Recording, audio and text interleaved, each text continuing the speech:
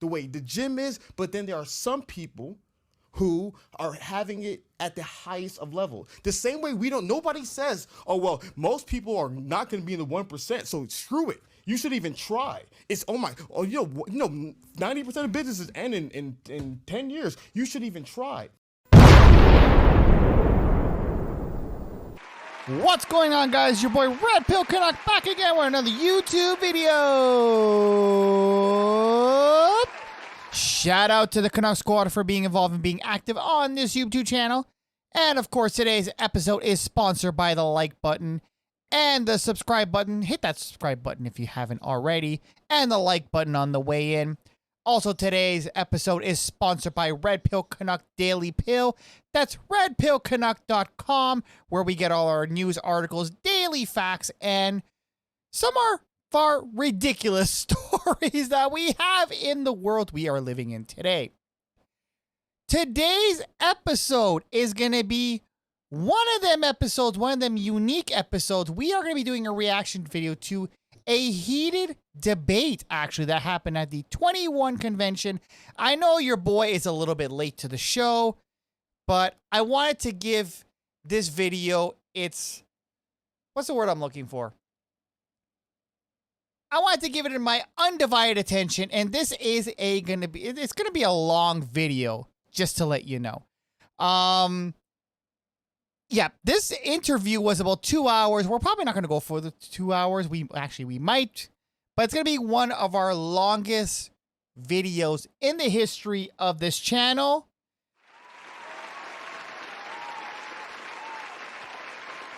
So there's a few people I actually know on this video. Of course, I know CGA, Coach Greg Adams. He's my boy, for the record. Haziz. I'm not really too much familiar with him. Apparently he has a YouTube channel here on this platform called The Roommates. And Ali Ray, apparently she's an OnlyFans content creator. I don't know any of these other people's, but just for the record, even though CGA is my boy, I'm going to give my unbiased opinion on this interview. A lot of people have already done their reactions already. I'm going to give my take on it. And of course, we got our fair use right off the bat. Fair use. And of course, just for the record, we're also going to put up our banner because, that's what we do here, because sometimes you just never know who's watching. So let's put up our fair use right off the bat. Expert to copyrighted material may under circumstance be quoted verbatim, for the purpose of teaching, reporting, and research without the need or permission from the copyright holder. So shout out to Soscast for putting this together. I never actually heard of them either. So, yeah. Apologies for that. But yeah, it's going to be one of these videos, so just kick back, relax, get your popcorn ready. And of course, I'm going to put on my unbiased hat so I can give my unbiased review of this video.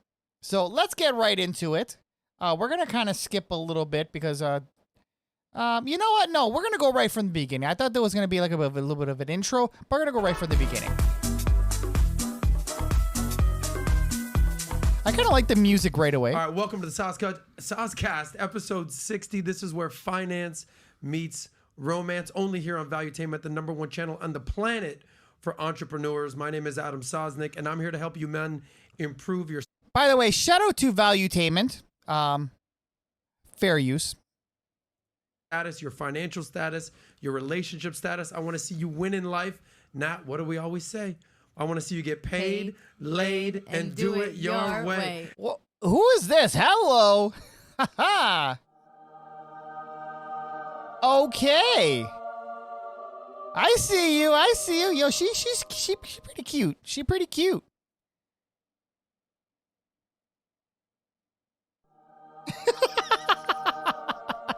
Anyway, let's stay focused, guys. Let's stay focused.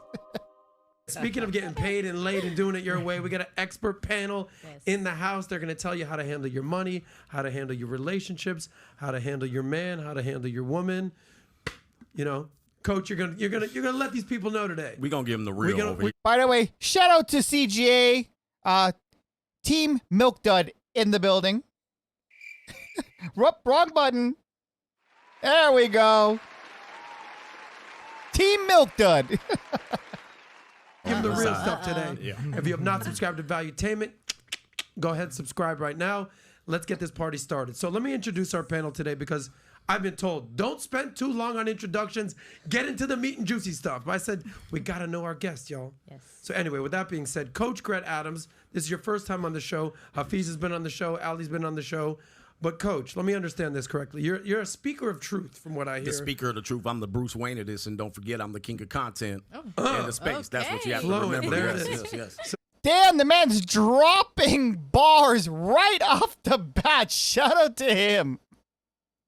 You're also an author of The Free Agent Lifestyle, Absolutely. amongst other books, Other correct? books, The Evolution and 52 Things That All Men Should Consider Prior to Marriage. That's a long title, but it's Okay. called 52 Things. Right, and the reason they call you Coach, like I think it was Myron from Fresh and Fit. I believe he once described you as a defensive coordinator, as a strategy to protect men from women out there. I'm also the Buddy Ryan of this. I'm on the defensive side of the ball. But, Gotcha. But I am the coach. I was a coach by profession at one point. What did but you yes. coach exactly? Women's basketball. This is why I know so much about women. I've traveled with women, flew, hotels, all of that. I spent time with a lot of women. And before you get started here, this kind of what leads me into knowing a lot of what goes on behind the curtain. Gotcha. We're going to revisit that. These WNBA type women out there. Are they really women? Well, That'd be a we'll good, get that'd be into a that. good story. We'll get into that. And then our friend Hafiz here from the Roommates. You know him, you love him. So apparently his name is Hafiz. So I do apologize in the beginning. I couldn't pronounce the name. No disrespect to this gentleman here. I really suck at names. So give me the L. But I did notice something right off the bat. I'm going to go back just a little bit. Right when we first started the video, trying to get where the actual, where they had everybody. There we go. So if you actually notice here, you notice everybody is dressed up except Coach. This actually, the way I see it, I think this is actually a tactic. He's trying to seem real to the audience. This is how he is. He's not being all flashy and whatnot. Seems very relaxed, very chilled. Maybe the other individuals in this, maybe this is how they seem chill, but Coach definitely seems relaxed in this interview so far. So anyway, let's get right back into the. Let me get back to my spot here. Let me be fair. Yeah, okay, it was right here. Anything from like online. I may have seen like videos or. Oh, but I think I went. My apologies. I've never. I think I went too yeah, far. so married and Yeah, we're gonna go from right Talk here. about it, be about it. You were with a crew of men that were all representing, let's just say it like that. Okay, yeah, I And then did go Ali back a little bit too far. Podcast, called The Roommates with what's your partner? Okay, there we go. Chris Belo. I haven't really spent time with Chris, but I Yeah, spent a lot of time with Hafiz. Yeah. You also own a men's debonair clothing company called The Standard. Yes, sir. And if I could summarize you just want to help men improve in life. 100%. 100%. Yeah. No, I'm excited about being here. I gotta be a little closer to the microphone, and also you're really loud in my microphone. Louder in my headset. Because if you guys can take Adam down a little bit. Turn me down, You guys are killing me. Okay. But nah, of course, man. I think to me the biggest thing that I'm really consumed with in this space is I feel as though there's a lack of actual quality advice. I think there's a lot of people who make content to make money. Okay, hold on a second. Okay, obviously that, to be fair, why else wouldn't you make content? You make content to make money. The same way you, sir, make clothes to make money. And in regards to quality content, that is in the eye or in the ear of the listener. Me, for example, I do give out content. I do give out advice. Is it quality advice? It really depends if you're able to make a part of your life and try to make your life better. It depends on, like, I can give you a hammer to go build something. Whatever you build with that tool, It could be beneficial or it could not. It's really up to you what you do with this information. So I'm not going to go strike this guy right off the bat, but I just had to, come up with that because quality content, yeah, I kind of don't agree with that, but let's hear what the rest he has to say. Content may or may not be benefiting men in the long run. And so to me, I want to genuinely see lives transformed. And that's what we're excited about. That's what we're excited about with the standard. Actually seeing men's lives transform. It's not just about a bunch of characters on the internet sharing their ideas. It's actual real human beings that you're seeing their lives actually improve, actually become better. And so okay, but if you're going to be wearing clothes, aren't you a character in real life wearing clothes? Isn't it pretty much the same thing? Seems to me it's the same thing. And again, I don't want to this is not going to be a roasting stream or a roasting video about this guy or anybody else. I'm being very unbiased here. But the thing is that right off the bat, he's already striking against content creators, it looks like. But essentially, he's doing the same exact thing. So I don't really know what to say. Continuing. That's what I'm excited about the most. Sick, brother. And we spent some time last time in Miami. He had 50 suave-looking gentlemen in the club. We were at my bar, Bodega in South Beach. Of course. Came through. It was great. I mean, when you're talking about, don't talk about it, be about it. You were with a crew of men that were all representing, let's just say it like that. Of course. And then Allie, you know her, you love her, you've seen her, wife, mother. Interesting story here. Former ICU nurse turned OnlyFans superstar. Yeah. By the way, this is not uncommon in the nursing field as well as in any field. A lot of careers have turned to OnlyFans because obviously OnlyFans is the going thing now. It makes a lot more money. Of course, we're in, times that money is needed. But the question I have is, and again, I'm being premature here. Do these individuals actually think 10, 20 years down the line, especially if you have kids? What if your kids see your content, or what if their friends see your content? Do you ever think about that? How it's going to impact them? Or when you're in your 60s or 70s and your grandkids see your content? I don't know. Is it just me? I really don't know. Continuing. Yeah, I'm very comfortable with it. Exactly. I get a lot of hate for it, but I'm very comfortable with it. And I've done a lot more since just propelling my OnlyFans career. I also am the CEO of Wet Space, which is an crypto adult platform. Wet Space.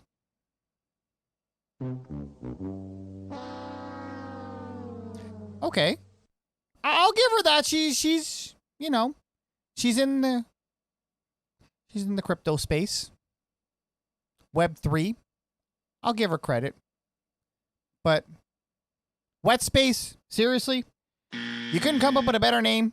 But anyway, continuing.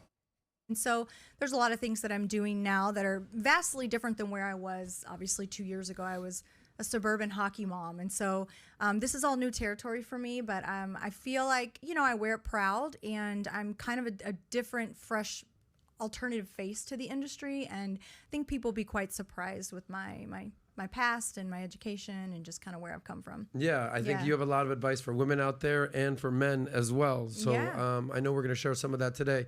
Well, here's the thing I noticed. She has her feet out. I don't know how Coach is actually not paying attention to them feet. Because I know Coach likes them feet. Maybe that's why he's looking up and not looking down. I'm through? Okay, all good. Natalia in the house. She's always here. Hello. You love her. You've seen her. You want her. People are DMing. People are DMing me. What's up, bro? Hook me up with Natalia. What's the deal? I can't go that far. Nat, fill us in on what you got going on, and let's introduce, and then we'll meet our panel officially. By the way, again, she is cute. Not gonna lie. Okay, anyway, continuing. First, want to say welcome, everyone. Thanks for tuning in. It's a beautiful Thursday here in this rainy Florida, down south. But make sure you guys have your pens, your notebooks, and everything ready to go. We have a really great lineup today, and I think it's going to be a lot of value given. And, of course, if you're not already, make sure you guys subscribe, like, comment, and share, because this is about to get real feisty. What? Feisty? Wow. Is there something that they know that I don't know? I don't know. Oh, wow. It's like a prelude right there. So, and real quick, in 30 seconds or less, if you would just give us your relationship status and how you make your money. Again, we talk relationships and money, finance and romance. So relationship status and how you make your money. Ladies first, go ahead. Yes, I am a wife. I've been married for 21 years. I have 3 children, and I make my money through adult entertainment as well as through my other business endeavors, through Wet Space and running my own companies. Yeah. Got it. Hafiz. Yeah, so married and make my primary revenue through the Roommates podcast. And I didn't know. I thought you had a girlfriend. You're married. Yeah. Okay. How long you been married for? About a year. Okay, so this is all new. Oh, this is going to definitely be interesting. Coming, so congratulations, Thank you bro. so much. Appreciate it. I didn't even know. I didn't catch an invite, nothing. Coach, go ahead. And I'm single, bachelor, well, divorcee, and I make money through YouTube content and then coaching, book sales, and so forth and so on. Got it. So divorcee. Divorcee. All right, so that's where we'll start this conversation, because I've seen a ton of your content online, and I appreciate a lot of it. I really do. Yeah. I didn't know that you talk about, you don't date, right? You talk about, there's a lot of stuff you talk about, but just real quick, how long were you married? How long you been single now? Married for almost about 9 years. It was just short of 9 years. I got out before the valuable 10-year clock in California, which would have been very deadly for me, so I got out right in time. Financially? Yeah, so just to let you guys know, in a lot of states, once you hit 10 years, you're pretty much responsible for alimony for life. Yeah, so he got out just in time. That's where basically you get screwed. You 10 get years? screwed over at the 10-year and 1 day mark. So I actually saw the light, and I was gifted an opportunity to leave that union. So it was actually fantastic. Yeah. And how long you been single now? Since it's been about a decade. So okay, gotcha. I've been in these streets for about a decade. Yeah. In these streets.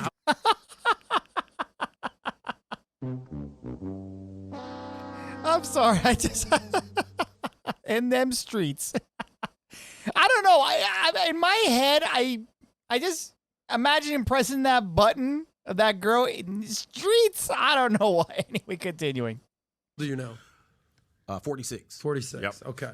Well, because you got the young face and the great beard. People don't know, man. People all of a sudden, they come on and they're like, look at this 57-year-old. And then I have other people say I look 32 if I shaved it. I don't care. That's the whole thing. Is I always tell people, look at my chocolate skin. That's going to tell you how old somebody is. If I look at your face, I'm thinking 36. Right. Looking at your beard, I'm thinking 119. I don't know, brother. Hey, man, that comes from, this comes from almost a decade of marriage. Exactly. And a couple of years of divorce. So that's what's going to happen from there. Well, respect. Yeah. Well, because I've been watching so much of your content, I want to start right where basically when I first heard this, I was like, who said that?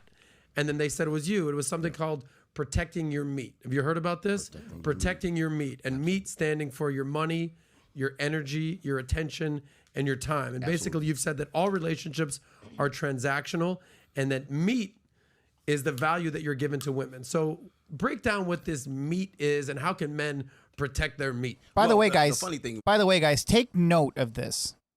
You use that phrase, protect your meat. Obviously, people are going to think, what? You know exactly. What I mean? But I try to use that as a metaphor to say, try to show men where your value is. A lot of times people will give men an idea, there's other things that are included in this, but it all boils down to, especially when you get to a point of marriage, what is your meat, your energy that you're going to put in? Typically, men give energy to women. Women pretty much don't reciprocate that back. I've never seen many men that spend a significant time with women and then come out energized, even in the bedroom. Most of the time, they're going to probably fall asleep within 15 minutes. But in terms of attention, if you remove any of these things, if you remove these things, you lose the marriage, right? Time is a significant value for men. And matter of fact, we call it, and also Napoleon Hill calls it, your most important asset. And many men will spend hours on end pursuing relationships, obtaining relationships, keeping the relationship alive, and then many times they will lose the relationship if they stop giving the time. Now, the money part of it, everybody knows it's all transactional. You know, you've had girlfriends, you've tried to pursue women, you're going to give up money. Now, it's not a bad thing that the relationships are transactional. So when I say relationships are transactional, it's not a complaint. Many people think it's a complaint, but it's just the reality. Which is actually very true. You go on a date, you spend money on cologne, you spend money on her dinner, if you decide to pay for her dinner. You spend money on gas, you spend money on prepping, new outfit, whatnot. You're spending money. It's basically transactional. Continuing. And we have to accept that reality. Gotcha. Have you? So you've never seen Coach's content ever? Really? I'm aware of almost everybody in the space, kind of where Coach is at. A lot of people, I may have heard ideas from other people, but I don't think I've actually sat down and watched anything from like online. I may have seen like videos or like reactions to certain people, but I've never. Okay, you know what? Now, I'm just going to give my assessment. Again, I haven't watched this video, and I literally avoided this video for this reason. So that way I can give my unbiased opinion while you guys are watching it here. So you're getting this untailored reaction here. I don't know who this individual is. I never watched his podcast or his YouTube channel. He seems like the type, and this is just, my assessment of his body language and the way his personality seems to me. He seems the type of person to do his research before he comes into an interview like this. So him saying that he's never watched Coach's content could be true, but it's the same thing when you go into a job interview. You research the company before you go in, so that way you know what you're getting into. So the way he's saying that he hasn't really watched his content, it may be true, but I highly doubt it. I think this guy seems like a smart guy. I think he watched at least a few of Coach's videos to know what kind of personality Coach has, so that way he knows how to debate against him. That's just my assessment. Again, we're 9 minutes into this video, but this is the vibe that I'm getting off of him. Anyway, continue. Actually sat down and said, okay, let me sit down and hear him. From my memory, it may have occurred in the past, but from my memory, I can't like quote ideologies or philosophies that he holds currently. But when you hear someone say, all right, protect your meat, and you're hearing him break that down, what's the first thing that comes to mind to you? It sounds good. You know, like I think everyone should protect their money. Everyone should protect their time. Right? Like, I think that sounds good. It's just, how is that fleshed out? That's what I'm curious about, right? Because I think sometimes. Okay, but what about the energy and attention?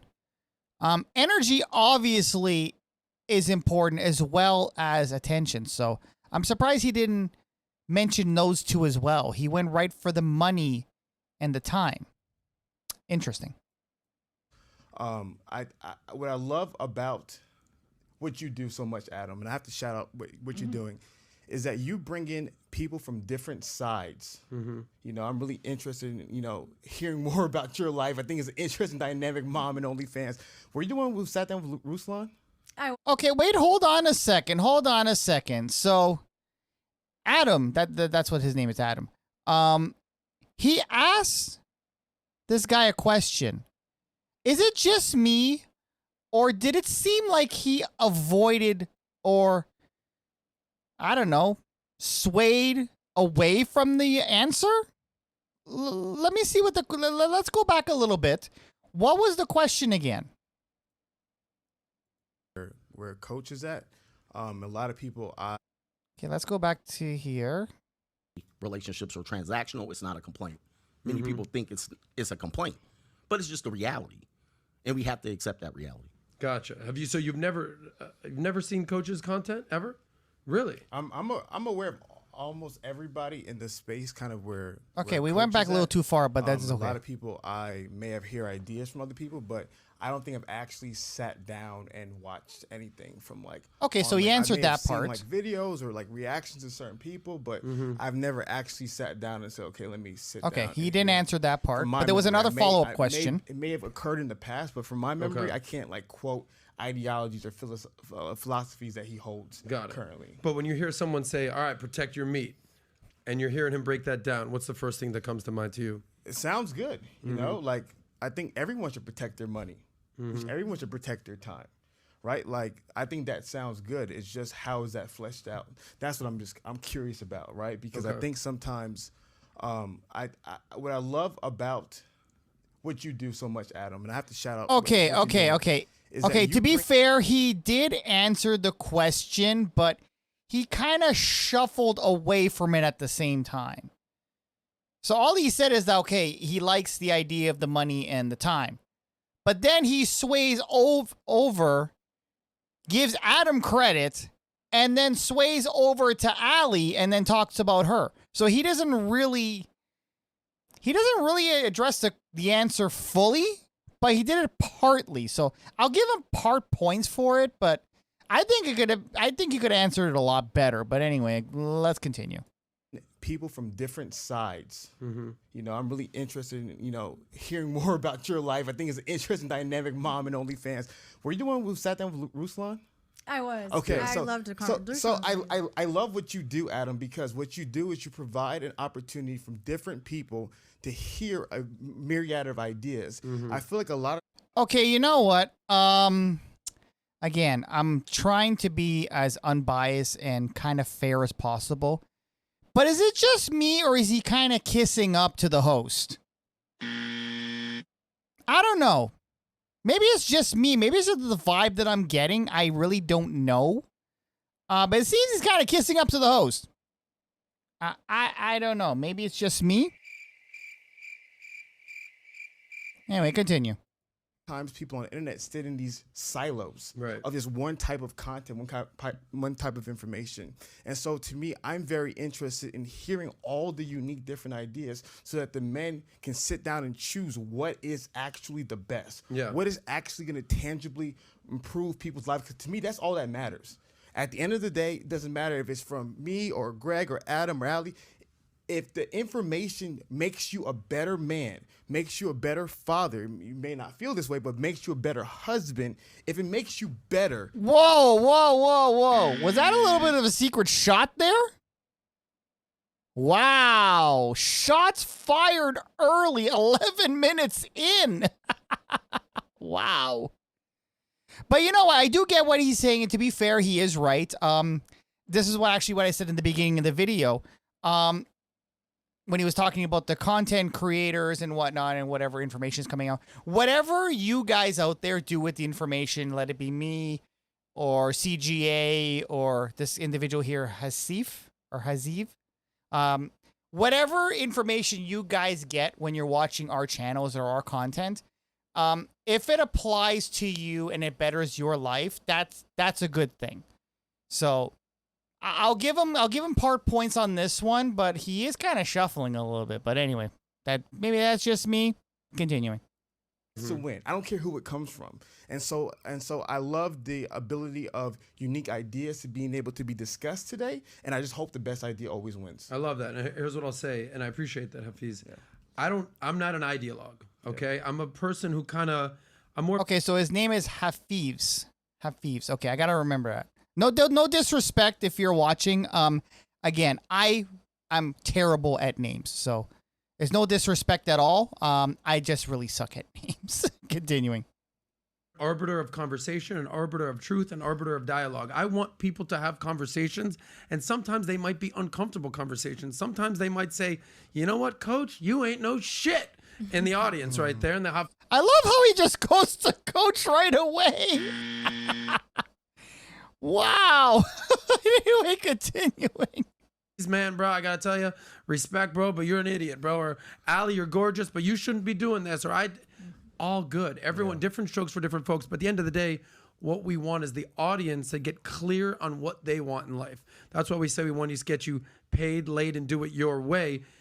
It's your one life. I don't want you to have to live a life that's not yours. Okay, and there's so many people walking on eggshells these days, and there's so many people that are just basically trying to transform what they should say or shouldn't say. And on a show like this, it's like, just do you. And to be fair, to your point here, a lot of men are kind of pushed into one direction based on a few things. And some people will say, hey, don't you want to get married? Don't you want to have kids? And a lot of men are uncomfortable with it because of what comes with it. And people will not really include what that is. And then he finds himself in it. And then he finds himself alone when it doesn't work out. The people that kind of told him to go that way obviously leave them, they leave him hanging. And that's where a lot of the frustration comes from. So it's a beautiful thing that now, in the first time in 70 years, men have the microphone. We have the power. For the first time in how long? 70 years. What do you mean the first time in 70 years? Well, if you think about it, you're old enough to remember this. You remember Ricky Lake? You remember Sally Jesse Lake? Yep, I remember those. Oprah Winfrey? Yes. At that time, there was no counter opinion. There was no opportunity for men to say anything, even if... What do you mean? There was Phil Donahue and there was and you know Dr. Drew has been around. Yeah. Nope. And nope. You can't really bring no disrespect to those two guys, but you can't really answer with them because they were literally products of Oprah, and I forgot what the other one was. But anyway, yeah, they to be fair, yes, they were supposed to be the voice of men. But if you ever watch their show, yeah, they're definitely not. No. And I actually am old enough to remember those shows. Yeah. Phil Donahue was never defending men. He was always usually swaying more to the female side. So anyway, continuing. Forever. Well, as you guys know, those guys don't. Jerry Springer, yes. You know, in order to survive, they. Okay, wait, Jerry Springer, seriously? So that's what you want. That's who you want defending men, Jerry Springer. Wow. Okay. Anyway, continuing. To pander towards the consumer, and so thus you're saying they weren't real men. Well, I'm not saying they weren't Montel real might men. hear this right now. See, I'm not here to challenge anyone to a physical fight or challenge their masculinity. However, we know how to survive in those environments, and that means you can't be overly masculine. You have to present a side that's going to address the consumer to sell dishwater or dish shampoo and that type of thing. So what's happening is men had to create their own lanes, essentially jump on YouTube and other platforms to get the mic to. Which is actually true. And to be fair, when it came to, like, say, Phil Donahue and those guys were on TV around the same time Ricky Lake and Jenny Jones and the female hosts were. So when those shows are on the air, where are men usually? Men are usually at work. So how can you be the voice of men when men cannot watch because they're at work? Who else is going to be watching? Predominantly females. So obviously, and like Coach said, and like what point he brought up is that it mainly had to do with commercialism. Their main goal is to sell, say, courses, like to say DeVry or what was the other one? CDI or whatever, and those things, you know, for getting a diploma in 7 months. So you're tailoring more to the female aspect as opposed to the male aspect. And mainly the reason why is because when, again, these male hosts were on TV, men are at work. Men ain't going to watch that stuff. They're busy at their job. Females are the one at home, and they're the ones going to be watching it. So obviously, again, what better way to, you know, display commercialism by tailoring to women? Continuing.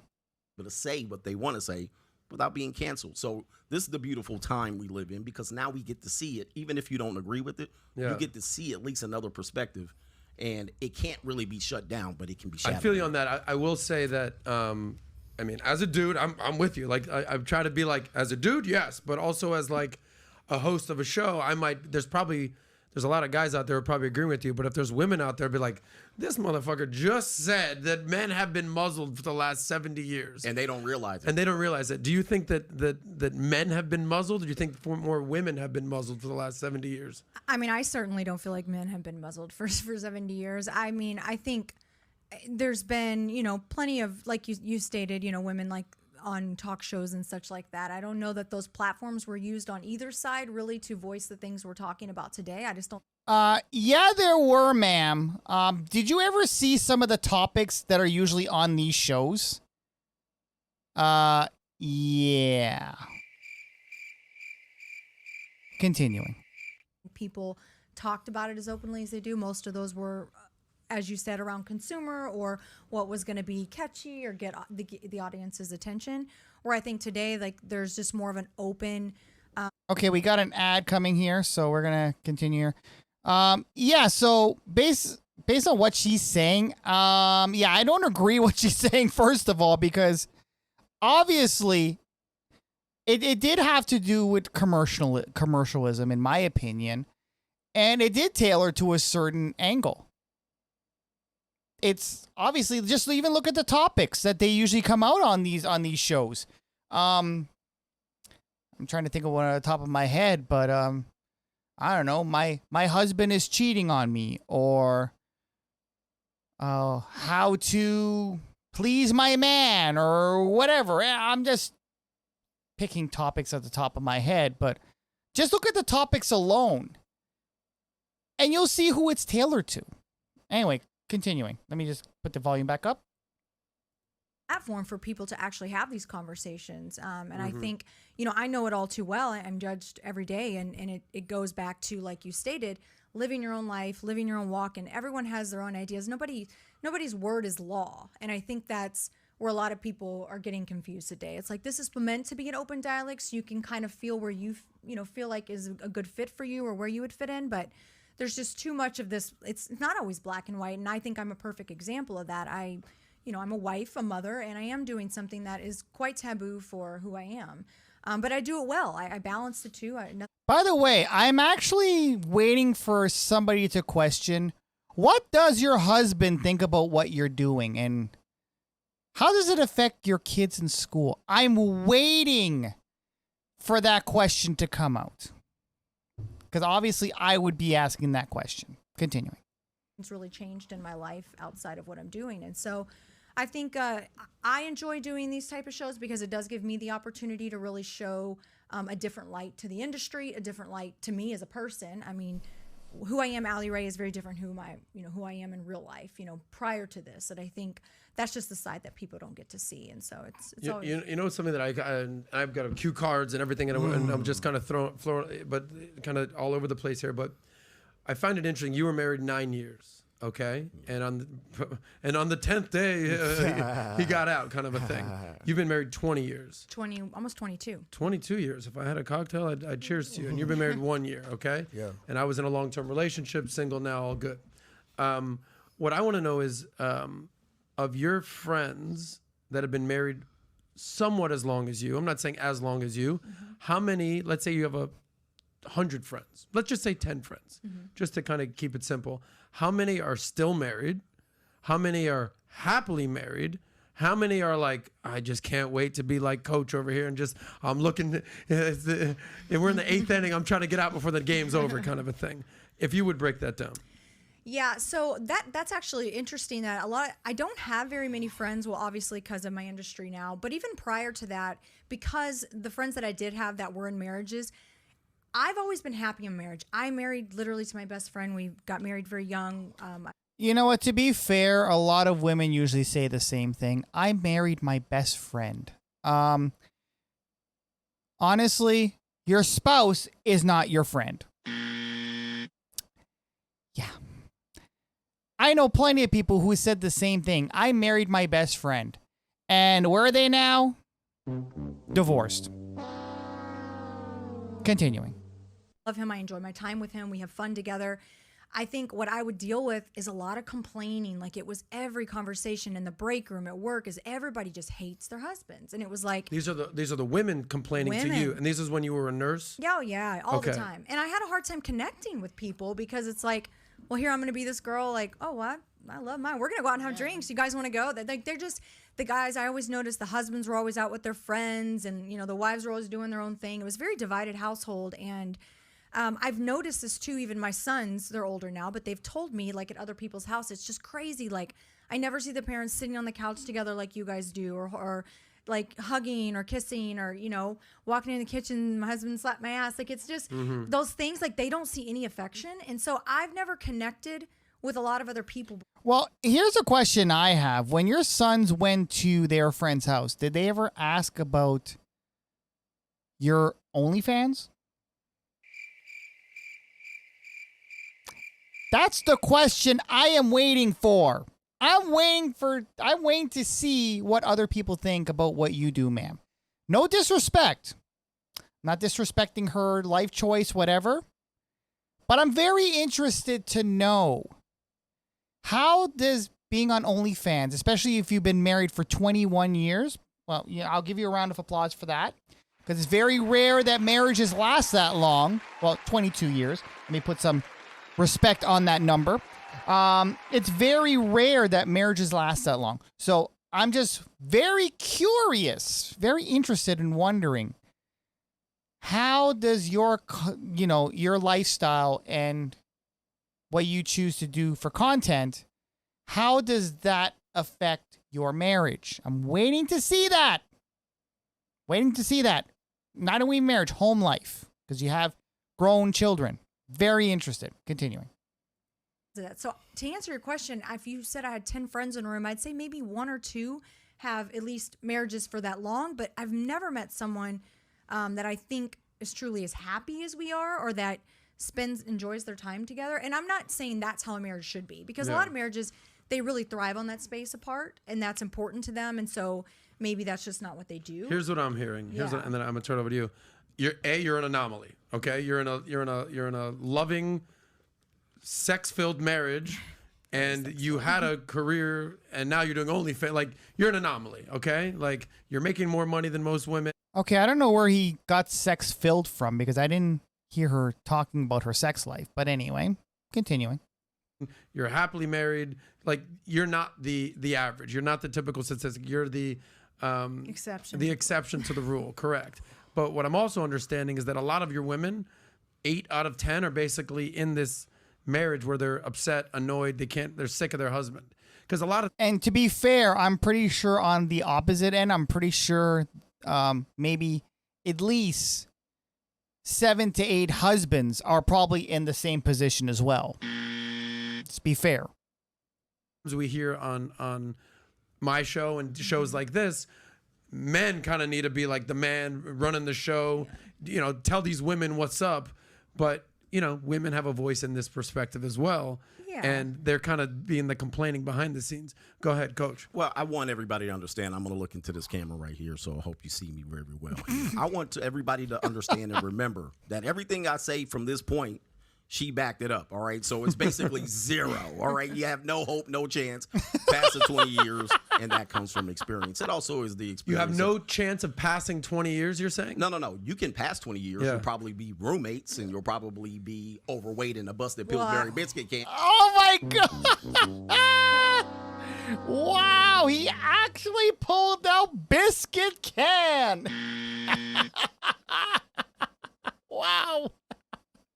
Woo! Oh, there you go, Coach. Continue. Or you'll probably be the exception to the rule. But the data shows us, plus the experience that she expressed, that it's a very difficult thing. And this is what I want men to know. Yeah. It is very difficult. Many people will simplify it for you. They will say, oh, just do this and do that. And they will lead you on a wild goose chase. And that's my perspective. That's all that I offer. I tell men to not get married, especially when you don't have leverage. However, I also tell you, do not listen to people who simplify this. This is a very complicated thing that most people fail at miserably. Got it. And this is what I want people to understand. Let me tee up Hafiz, because you used a few things there about not getting married. You said sometimes you you'll don't have leverage. Okay, if you don't have leverage, we'll talk about that. Yeah. And you talk about turning into roommates. Well, this guy is the roommate, the host of the Roommate channel. Right.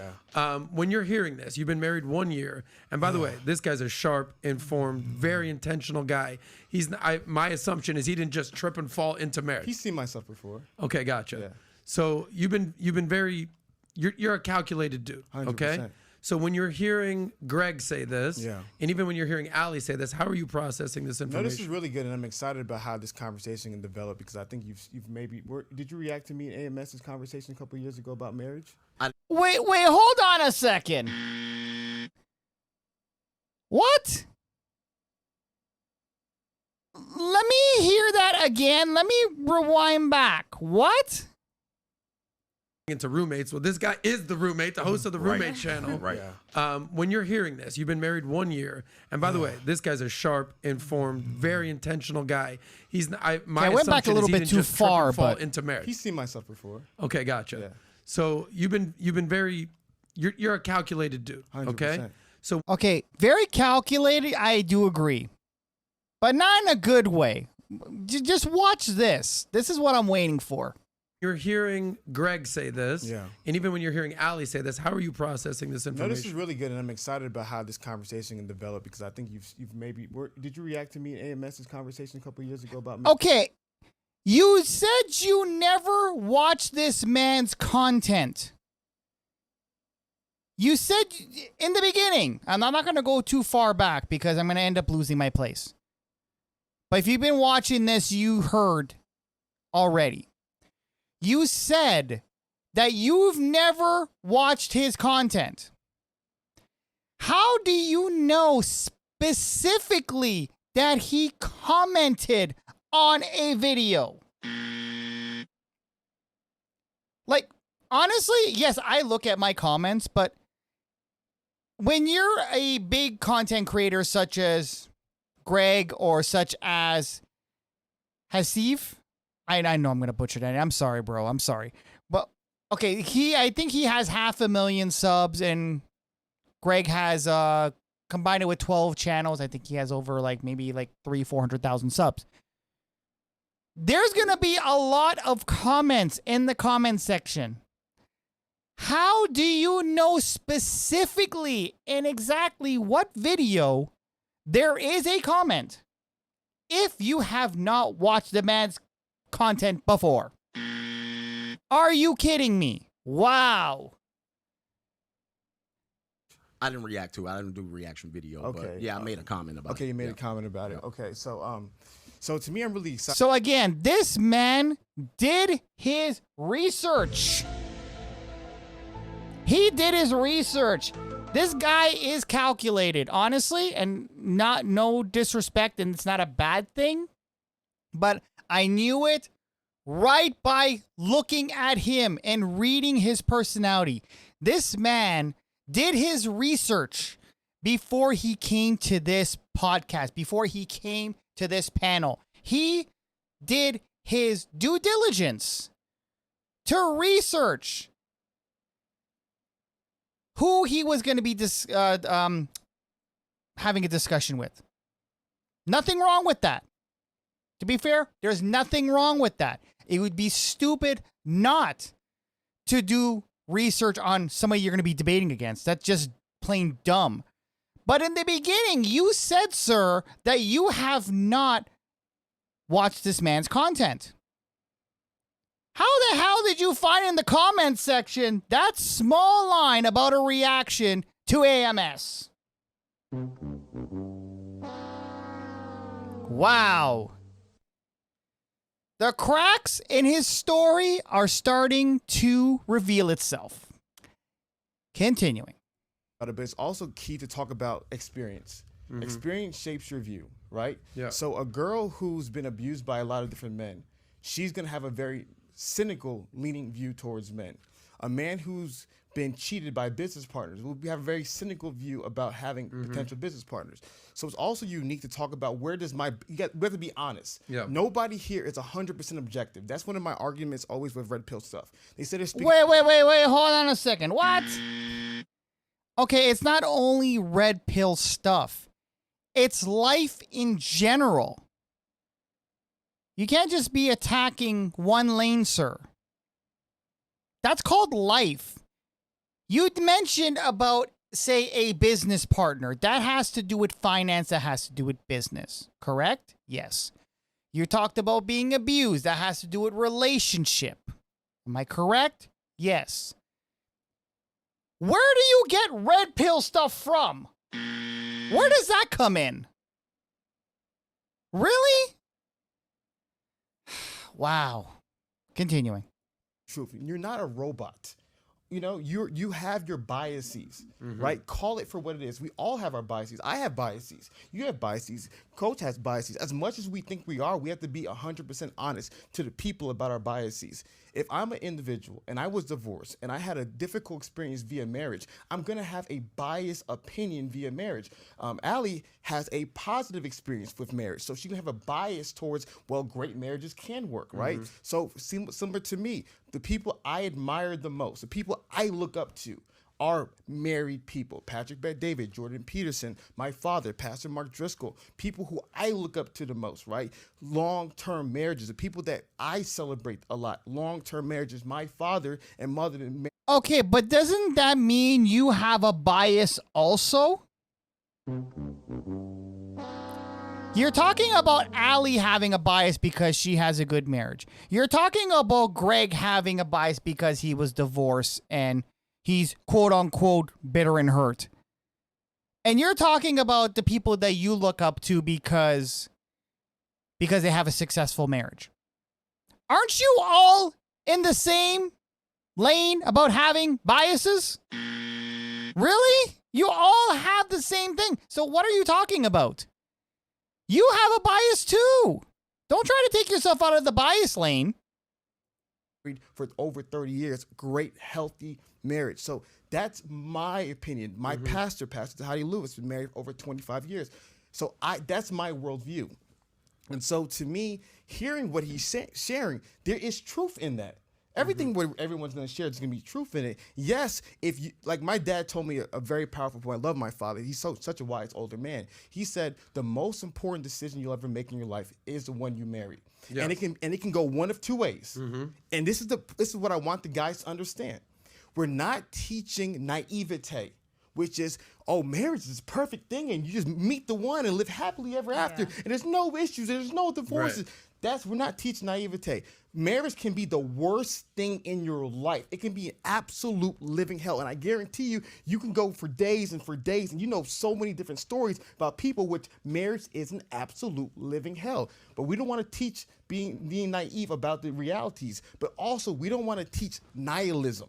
Right? The other end of the extreme. Marriage is the worst thing possible, and the women are out to get your money, and everyone's miserable, and everybody's roommates, and everybody's this. Because there are some individuals, such as what Alex communicated, who are in happy, healthy long-term marriage, right? So you don't want to be naive, you want to be nihilistic, you want to be as real as possible.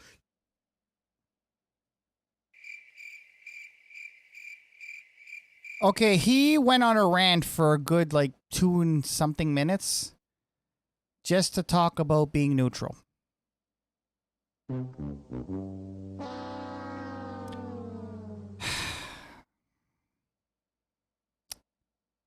Did he take public speaking at all? I'm not trying to be mean to the guy, but honestly, you're in a debate, get to the point. It shouldn't take you 2.5 minutes to talk about being neutral. Anyway, continue. The good, the bad, and the ugly. And my biggest thing is that I understand that marriage is a very difficult thing to get right. And the same thing is I love what you do. It's marriage and money, right? I think we're going to be talking about those two things today. Adam, you're a 1% man financially, right? That means 99% of people are trying to get to where Adam is. Most people live paycheck to paycheck. They're struggling. Their lives suck. Okay, why does it seem like he's kissing up to the host again? Okay, the host is there to mediate. Why you keep on bringing up the host? I don't get it. Is he trying to score some sort of brownie points? I don't know. Maybe it's just me. Maybe I'm being cynical. I don't know. But you have two other people you're supposed to be debating or speaking to. Why you keep on going to the host? I don't know. Continue. Comes to money, most people are struggling, but they're trying to get where you are. That's how I view relationships. Most people are in really sucky relationship. Yeah. Most people, it's a day-to-day war, hell, the way work is. This guy is really getting emotional. Wow. Now, we went in about close to half an hour into this video, right? It's quite a long video, so again, just kick back. This is going to be probably one of the longest videos I've done so far on this channel. Look how this gentleman is composed when he's making his points. And this is just corrective criticism. So I'm not trying to rag on him at all. But look how he is displaying his emotion when he is addressing certain things, when he's trying to address certain points. Look how Greg is composed when he's doing his giving his talking points, or when Allie is giving her talking points. So I don't know if this is if he's new to public speaking, or if he's like, I've done debates in the past. I wouldn't say I was part of a debating team, but we did a lot of debates, especially, in college and whatnot. And yeah, you never get this emotional when you're talking about certain things, or even debating in general, because a lot of people will see it as a weakness. So again, this is just corrective criticism. I'm not trying to, insult. I'm just trying to give corrective learning criticism.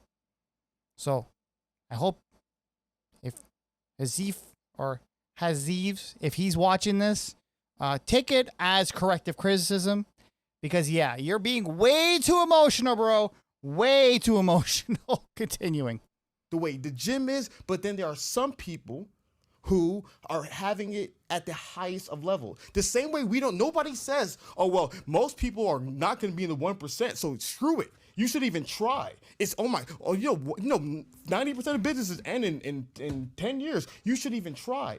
We say, if somebody's going to succeed, why not you? Which is why I love what you're doing. If someone's going to be rich, why not you? If someone's going to make money, why not you? If someone's going to have a great podcast, why not you? So for me, I acknowledge that the top of the mountain is rare. I acknowledge that. But what I also acknowledge is that if somebody's going to win, why not it be you? And how can we? You see, look at this. Now, you guys probably don't see this here, but actually, this is what I've heard allegedly. You see where Coach is actually looking? There's a screen that actually has a live chat. So what he's doing, he's actually reading the live chat to see what everybody is saying about this debate here. So he's analyzing his surroundings. Shout out to him. While this guy is going on a rant. Like even Allie, being a female, being a woman, because women are usually emotional when they talk about certain things. I'll give her credit, a round of applause to her, because she is very composed. She's very composed. She's very straight to the point. She's very professional. But I don't know what's up with the waving of the hands and being emotional. Like, dude, seriously? Anyway, continue. I just thought I'd point that out because he looks like you could tell Greg is reading something. And yeah, that's what he's reading. He's reading the live chat. Help as many men as possible get there. Everybody won't be able to get there, but how many people can we help get there? And that's what to me matters the most. Gotcha. Preach. I love that. Now, when you hear something like this, obviously he's sort of saying, "All right, I hear you, Coach. your marriage didn't work. You got out, Now, here's where I want you to see. I want you to see this, and I'm glad we're going back to Greg here, and I think we're going to be going back to Ali after, if it's going in the same order. You saw how the other guy has Haviv. I'm really sorry. I'm really bad with names. I'm really bad. You saw how his reaction is when he's answering questions. Now watch how Greg's composure is when he's answering questions. Thank God before the 10-year mark, so you'd probably be a little bit more spiteful than you are. I'm not saying that you're spiteful, but you'd be even more spiteful if you're paying a ridiculous amount of alimony and everything that you'd be paying. But is there anything wrong with what he's saying? He's basically saying, I hear you, coach. It ain't easy out there, brother. Like, life's tough. Marriage is tough. Making money is tough. Things are tough. But don't tell me that I shouldn't get married, or don't tell me that I can't have a successful marriage. How do you process that? I don't think anyone says do not get married. I think they caution people to say do not get married. Now, you see, he's very composed. He's very professional. He's very calm. So, and again, I'm trying to be unbiased as possible, but fair is fair. And you're going to probably see it when we go over to Ali, but let's hear what Coach has to say. Not get married without leverage. That is a position, right, that you can change. Thus, if you read my book, it says once you get to that position, you can then make the decision. You'll probably come out better than going in it without it. However, this is what I will always say. When men do find that solution does not work out, they are left alone. There's nobody to help them. So people encourage people, hey, why not? Give it a try. But when you go bankrupt, when you lose your kids, when your kids are taken from you, when the courts kind of punish you for making this decision or punishes you for being a slightly better, higher earner, then nobody's there with information. Nobody's there with context. Very true. No one's there to help them. And I believe, not feel, I know, understand, believe, and I have evidence to show that men are left alone when they don't succeed in this endeavor. And that is the void that I feel. Because I can tell you, hey, men are alone in this situation. Men are homeless. Men are thinking about eating guns. Men are thinking about they have no way out. Men are losing big time, and we're losing a fraction of men due to manipulation, due to people trying to, they may be hurt. A woman might be hurt in a marriage, or she might feel that she's not being appreciated. And then she throws a grenade in the room. What happens then? See, that's where I come in. I get to show you what happens when the grenade is there. And I also encourage you, you're not alone in this. A lot of people come to my content and they find out, oh, you too? See, before, as I said, 70 years ago, 40 years ago, 30 years ago, there was nobody presenting this side of the argument. Very true. This right here. Nobody, they just left men alone and they said, well, you must not have been hitting it right, or you must not have loved her right, or you must have abused the kids. That's what she said. She said that you were, and nobody came to this position. So listen, there was a void open and I ran right through the hole. When you talk about leverage, break down what you mean by leverage. By the way, I don't want to get too far away from the point here. So one thing that Greg mentioned is that, not that I feel, that I know. I noticed when the other two, when Ali and Hazif, I hope I'm saying that right now. When they were making their talking points, they kept on saying, I feel. So I think that's why Greg came out and says, not only did I feel, I know. Because when you know, obviously, you have evidence to back it up. And when you're doing certain debates, like even when I used to do debates, or even when I sometimes, well, majority of the time when I do my videos, I have evidence, because I'm not just going to talk out of my ass and say, okay, this is my whatever. Unless I say alleged, or if I mention that it's my opinion. So when you say, especially when you're doing debate, when you say that you know that person has evidence to back up his or her claims. So anyway, continuing. I don't want to go too far in without addressing that, because it was a very key point. And for all you guys and gals out there who are going to be doing any sort of debates or any sort of podcasts or shows like this, it's not always I feel, because I notice with this generation, it's all I feel. Never the I know. So if you want to really have a point and you really want to hit home and you have anecdotal evidence or some sort of evidence to back your claim up, don't say I feel, say you know. Continuing. Are you talking about in a marriage before you get married? Are you talking about a prenup?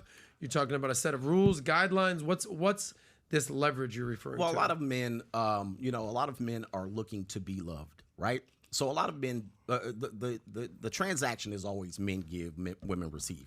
So in this instance, once men do a lot of giving, they may sacrifice, they may risk things, but they're risking the little things that they have. They don't know what they're going to lose in the future, right? So by that point, they will probably avoid a prenup. They might say, I don't need a prenup. I don't have anything, right? And so he'll get married. He'll build some things. Once the commitment is made and once the investment is made, then he has something. So then when they say, well, you better love her right, you better screw her right, you better appreciate her right, and he says, well, it's still not working, she's not happy. Well, then he knows he can measure how much he's going to lose because he now has leverage, but the leverage is attached to a marital contract. And then at that point, he can say, well, I don't want to lose my 2 or 3 kids. I don't want to lose my house. I don't want to lose my car. He knows then, and also he has no protection. He didn't get a prenup because he didn't have leverage. This is what a lot of young men in their 20s don't understand because they don't know what they're going to lose. They can't measure it. Once you're 40 and you've accumulated things and you have leverage, you have position at a company, and a woman says, hey, I want to marry you, and you will know what you're going to lose. And at that point, you can make a conscious decision whether to engage in a state-funded marital contract. That's leverage. Yeah, I totally agree with that because actually myself, when I was married, I never got a prenup. Again, I was young when I got married. So like a lot of men out there, you're young, you're in love, you're in love. You have that loving feeling. You think marriage is going to last forever. You don't think about that stuff. So, yeah, me included, I never thought about that. Luckily, I got out of my marriage unscathed. Thank Cheest. But a lot of people they don't get out of marriage that easy because they have a lot to lose. Like Greg was saying, if you have kids, if you have if you have a promotion at work, you guys own a house, everything is tied to that marital contract. So once it's tied to that marital contract, you're pretty much got to split that thing 50-50. No questions. And it's not even usually 50-50. Sometimes it could be 60-40 or 70-30. So, continuing. Most men get married without the leverage. Did you have a prenup when you got married? I was married at 28, 27, engaged at 27, 28. So absolutely not. I did not have one. Nope. And if you ever get married again, would you get a prenup? I would advise Clearly, every man. I mean, listen, a prenup is somewhat of a protection. It's just something to fight over in court. If there's something to be there, she could just fight it, and now you lost on the money, right? But I did not. I would encourage men to do so if they want to do it. Allie, when you got married, did you have a prenup? No, and honestly, like just hearing you speak, I feel like you come from. You see, I feel again. What's up with all these I feel? Anyway, let me rewind it a little bit because she was about to make a point, I believe. So, but I just had to address I feel, not I know. Not that I believe, I feel. And now you lost on the money, right? But I did not. I would encourage men to do so if they want. I went a little too far back. Did you have a prenup? No, and honestly, like just hearing you speak, I feel like you come from a place that obviously had a negative experience with stuff, or you kind of, I guess I can't imagine ever looking into a marriage, like even going into the thought of marriage, maybe because I was so young and I didn't have to, with so much like guardedness. I feel like going into a marriage and falling in love with someone, there's a little bit of a leap of faith there. Okay, leap of faith. Yeah, that's stupid, to be honest with you.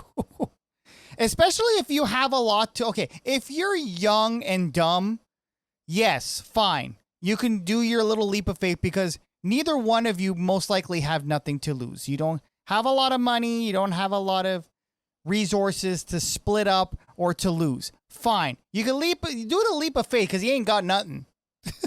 But when you're a little bit older and you have a house, you have, say, I don't know, you have investments, you have real estate, you have some sort of asset that you built from the ground up. Of course, you have a lot to lose. No, you would have to be really stupid to do a leap of faith when you have something to lose. When you have nothing to lose, go right ahead. But when you have something to lose, no, that's just plain dumb. And it looks like we got an ad coming, so we're gonna let Ali play a little bit until the ad comes up, and then we're gonna kind of get back to it. And so sometimes when you make it too transactional. Okay, so we're gonna mute that for a second. Okay, she's talking about something about too transactional, so hopefully it does get to that spot. So we're gonna skip there, and for me it would take a lot away. And okay, let's go a little bit back. Hopefully the ad doesn't come up again.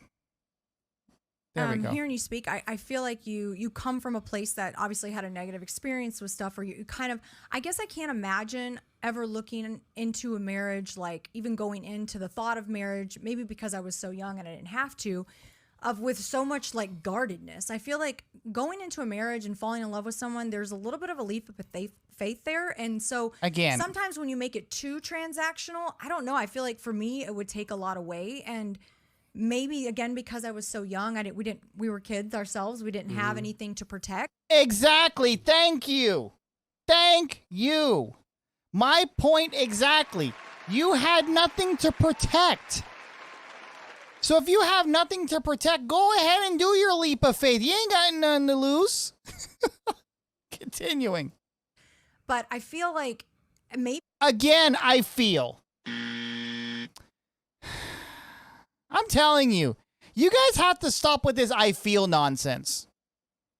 When you talk, and again, guys, seriously, when you guys are doing any sort of debate or even having some sort of intellectual conversation, do not say I feel, because it just makes you look stupid. Seriously, I feel. Really? Continuing. That mindset is what's quite toxic for people that aren't able to find love, is when you constantly live in that, well, she might screw me over, I got to protect this. Like, how can you ever fully let yourself like go and submit to just being in love? And oh my God. Should I really play this music when she's making her thing? Let's play it. Let's see if we can actually cue it back. I feel like going into a marriage and falling in love with someone, there's a little bit of a leap of faith there. And so sometimes when you make it too transactional, I don't know, I feel like for me it would take a lot away. And maybe again, because I was so young, we were kids ourselves. I went back too far, but you get the point. But I feel like maybe that mindset is what's quite toxic for people that aren't able to find love, is when you constantly live in that, well, she might screw me over, I got to protect this. Like, how can you ever fully let yourself like go and submit to just being in love and like letting your guard down? And I think the women have a lot to lose too. It's not just men, obviously. Right. Oh God. Wow. I just had to. I'm sorry. I just had to. Continuing. Don't speak from the women's perspective because we're men, yes. But we also have to understand people go homeless over this. People lose their lives over this. This is serious. Yeah. It's like saying I joined the military and I was just hoping that I came out of the war not injured, not disabled, not ruined mentally, and then I don't know why you would go over there and think that. Well, this is a battle, and the battles are won and lost in these. It's not a battle though. I think this is where the language has to be used correctly, and I think to me, I love the balancing act that's going to happen to. Oh, God. Seriously? Dude, get to the point. Because I think what's going on is that I understand. So there's this idea of Eastern versus Western marriage. Let's just say Greg is on the East, she's on the West. Eastern marriage is all about logic. Does it make sense? Arranged marriages, right? Two families, two worldviews, two ideologies. Doesn't matter how you feel. It matters, does it make the most sense? They're the most successful, by the way, arranged marriages. We can talk about that in the future. Sure. Yeah. So Greg comes from that mentality of, if you're going to get in this agreement, you need to write out the agreement, clear as day. What does this entail? What does it get? If you leave, you get this. If you leave without this, you don't get nothing. Like, it's a very systematized business kind of contract, because it's a business contract. Business contract. Correct. Because, and this is why when you were talking about the idea of like when men fail in marriage, they lose everything. That's wrong. No, I didn't say they lose everything, but they lose an awful lot. Let's stop. That's still wrong. Well, why is it? How is that wrong? Okay, you know what? To be fair, this man has only been married a year, so he's still probably in marital bliss. But yeah, men do lose a lot when it comes. Luckily, I didn't.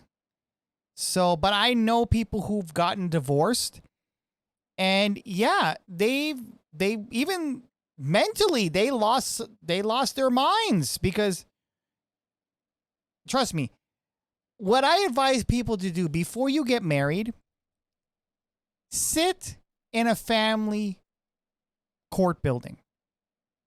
Sit there for at least maybe half a day and see what individuals go through. Go to what I call the belly of the beast, the worst case scenario. Sit there for a good half a day and see what the worst can happen. Then decide if you want to get married or not. That's my advice. Continuing. Because let me tell you why. Because when men lose at anything in life, they lose a lot. You lose your job. Who's gonna come save you? If you screw your friends over, like as a man, that's the name of the game. You lose, you're gonna lose a lot. You fail, you're gonna fail a lot. So I'm not saying that it's wrong. Like marriage doesn't count. I'm saying marriage is a part of all the things as a man where you cannot get wrong. Which is why I agree with the message that you're giving at times. That's why you got to be 100% serious. You don't go at this naive. You don't go at this because you understand that there is a cost for this decision. So going back to the Eastern thing, but on the West, you have marriage as all feelings. Oh my gosh, we love each other. Oh, we don't, you know what? You make $1 million, I make $10,000. We're gonna be together for the rest of our lives. Oh, you're this, you're that. Oh, your dad was an alcoholic. We'll never have any problem. Like it's a very naive model, right? That's why Western marriages have issues, because it's all feelings. And to me, which is why I love Adam, is about balance. How do we balance? Oh God, again.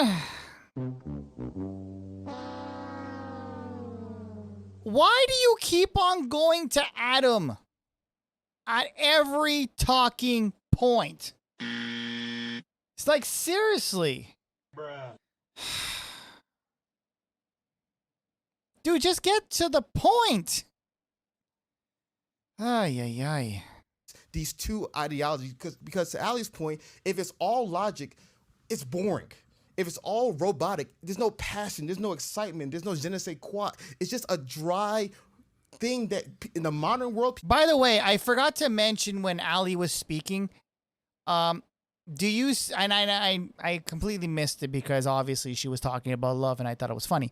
But when you actually looked on how Ali was composing herself when she was making her points, she was very professional.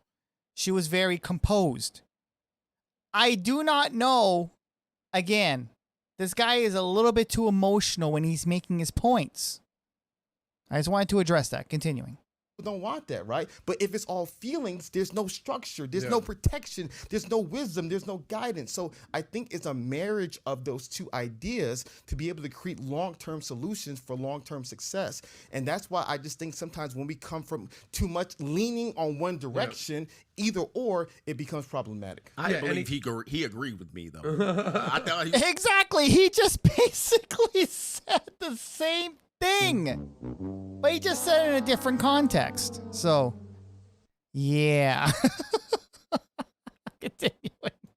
Disagreeing. Well, I guess I was agreeing. Yeah, that's how I thought. That's how I play. I was like, yeah. So, just to be clear, did you get a prenup when you got married? Ali doesn't look too happy there. She didn't look too happy. But again, you know what? Credit to her. She's very composed. But anyway, continue. I'll explain to you guys why. So I think, and I talked about this, I love the prenup conversation. I think it's important. There's three reasons why I didn't get a prenup. But the first reason is I actually believe prenups are good and bad. They're good because they protect you. They're bad because they don't protect you enough. What I personally believe is something which I did research about this called a marriage contract. You may not like this, but please give this to me. How many kids do you have? 3. So let's say Allie married her man, and she said she wanted 3 kids, right? She gets married, she wants 3 kids.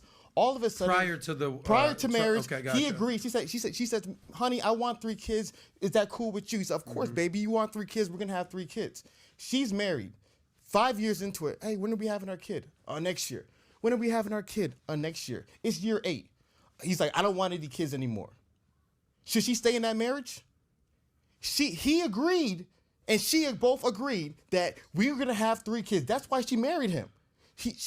When it was time to have kids, he changed his mind. Well, I don't want. Okay, well, here's the thing, and I didn't mean to. He was kind of saying, something very interesting. I didn't mean to cut him. The problem with the marriage contract, it doesn't always withstand in court. In Canada, I don't have too much experience with that, but I've never really seen it as a legal document. It can be entertained, but it's not necessarily a contract.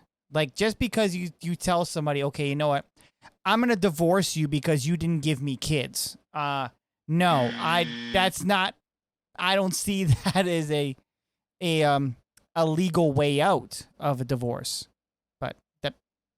Maybe it's different in different states. I'm not sure. I may be wrong. If you could let me know in the comments below, it would be interesting to know. But here in Canada, I've never seen that done. Continuing. Anymore? Should she stay in that marriage? Let's go on the guy's side, because the red pill guys love when guys are being the victim. So wow, shots fired. Seriously, dude, I was.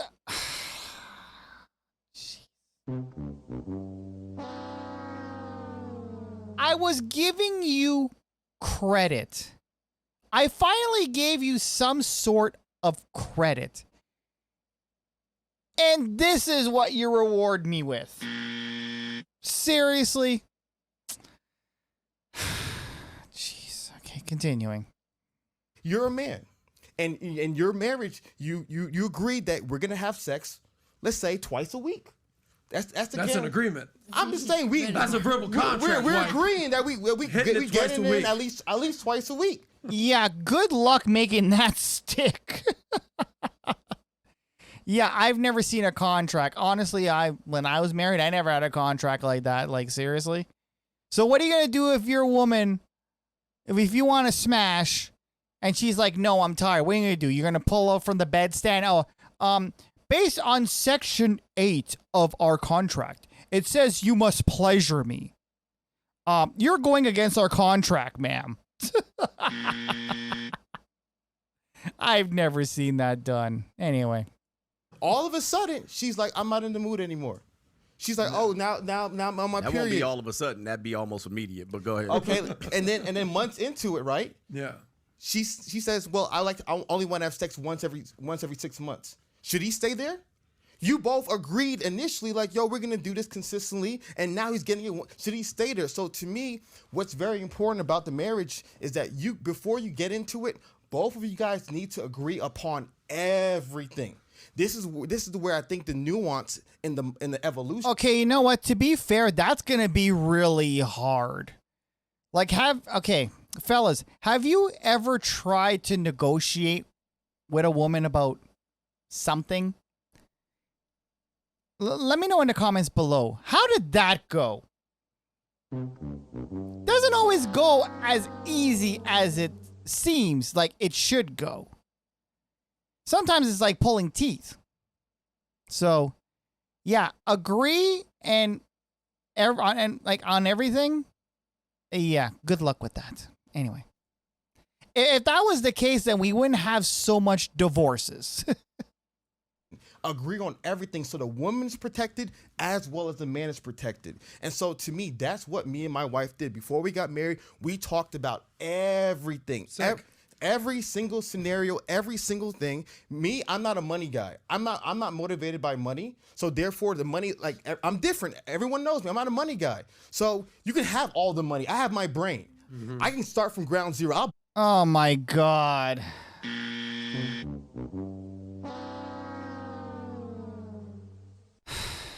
Seriously, dude?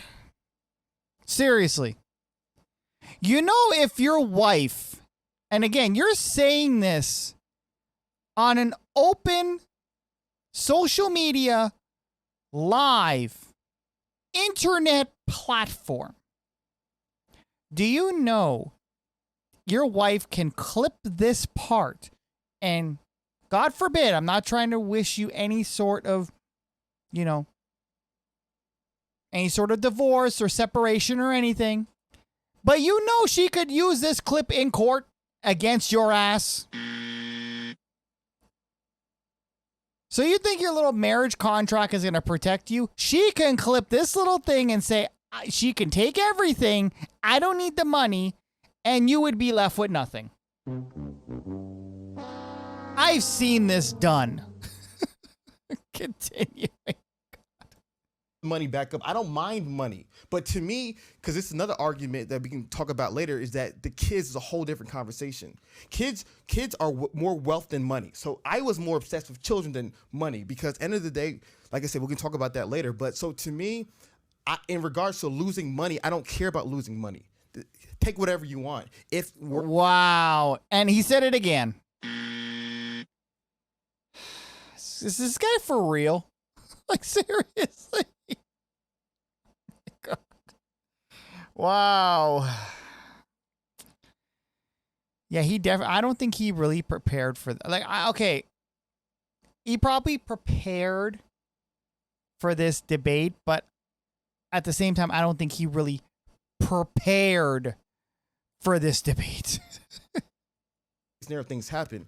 But by having a marriage agreement, both of you guys understand what's expected of you. And if one person obviously breaks this agreement, both families know. So if she wants a certain amount of kids and I say I don't want it anymore, then her family knows, though, yo, Hafiz, you promised my daughter this, you didn't give it to her, so it makes sense that this marriage is null and void. Is this? We all understand what a prenup is, all right? Like it's signed, lawyer, date, bing, bing, bing, bing, bing.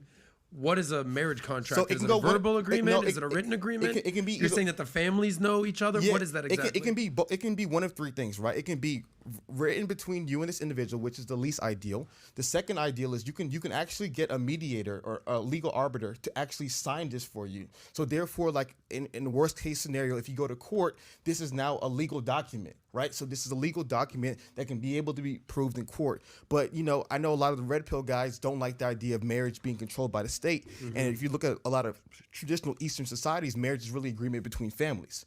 So to me, why do you keep on, like, I don't know, mentioning the red pill space? I thought this was supposed to be more general. But anyway, continuing. I think it's really about the families agreeing to this and the families being aware of expectations on both sides. So therefore, there's family accountability, because what's problem in the West is there's no accountability. Like you say, if the wife... Dude, we agree mostly on all of these things. You understand what's going on here. When you're talking about these marriages and business contracts and family, this is where we agree. Yeah. And unfortunately, we get into the loss into the romance and the feelings part of it, which feelings do change, right? 100%. Your feelings changed about me about a minute ago. People change, and thus, life changes, right? Thus, though, the marriage contract doesn't change with the state. So you have to have those things understood and be in the proper position. Okay, so let me just paint a picture here. So I was married very briefly, okay? Divorced? Divorced. But I had a prenup. Yeah, but the entire, without throwing myself under the bus here, she needed to expedite the marriage, you know what I'm saying, in order to. Yeah, I got it. So I said, I got you, baby. I love you, but you're gonna have to sign and date here, and these are the expectations I've had if I do this for you. And it wasn't like a marriage built to last. It was I'm here for a good time, not a long time type of situation. You could read between the lines here if you know what I'm saying, okay? Got it. But we're still cool. Shout out to you, Lauren, if you're watching. All good. But better believe that I had a prenup in that situation. So that's when I was in my early 30s. Now I'm in my early 40s. Life's even better. Yeah. You know, money's good, career's good, still in shape, still what you would call sexual market value peak. All right. Shout out to Rolo, who basically did a whole calculation. I'm in the 0.13% of men. I'm like, okay, my ego's pretty big already. Boom. Now I just got an inflated ego. Thanks, Rolo. Boom. So life's good. But I had a conversation with a girl recently who's what I would say a very high value woman. Let's put it that way. Okay. And we're saying, all right, if we ended up ever together, I would want a prenup. No. I'm not down for a prenup, was what she says. I said, well, I'm glad we're having this conversation right now before this thing gets off the ground a little bit. She's like, no. And she made some very valid points as to why she wouldn't want to sign a prenup. And I'm like, well, granted, I hear you, and emotional and all that kind of, you know, like, I love what you said about East and West. And I said, yeah, I'm going to need the prenup, baby girl. Like, sorry, Smart. Like, no matter whatever happens. So now, actually, I just want to interject here because actually, while Adam was talking, I did actually see something very interesting here. So I was kind of doing some research on the marriage contract because I found it very interesting, and I actually wanted to see if it was actually valid. So when I was actually looking it up, there was actually one site that was actually in the UK was mentioning that it actually has to do with, where is it? Okay, is this the one? But it was actually talking about finances. So, marital obligations. I didn't see that anywhere in here. Most of the let's see, marriage contract legally binding. Okay, domestic contracts. Let's see if maybe it's there.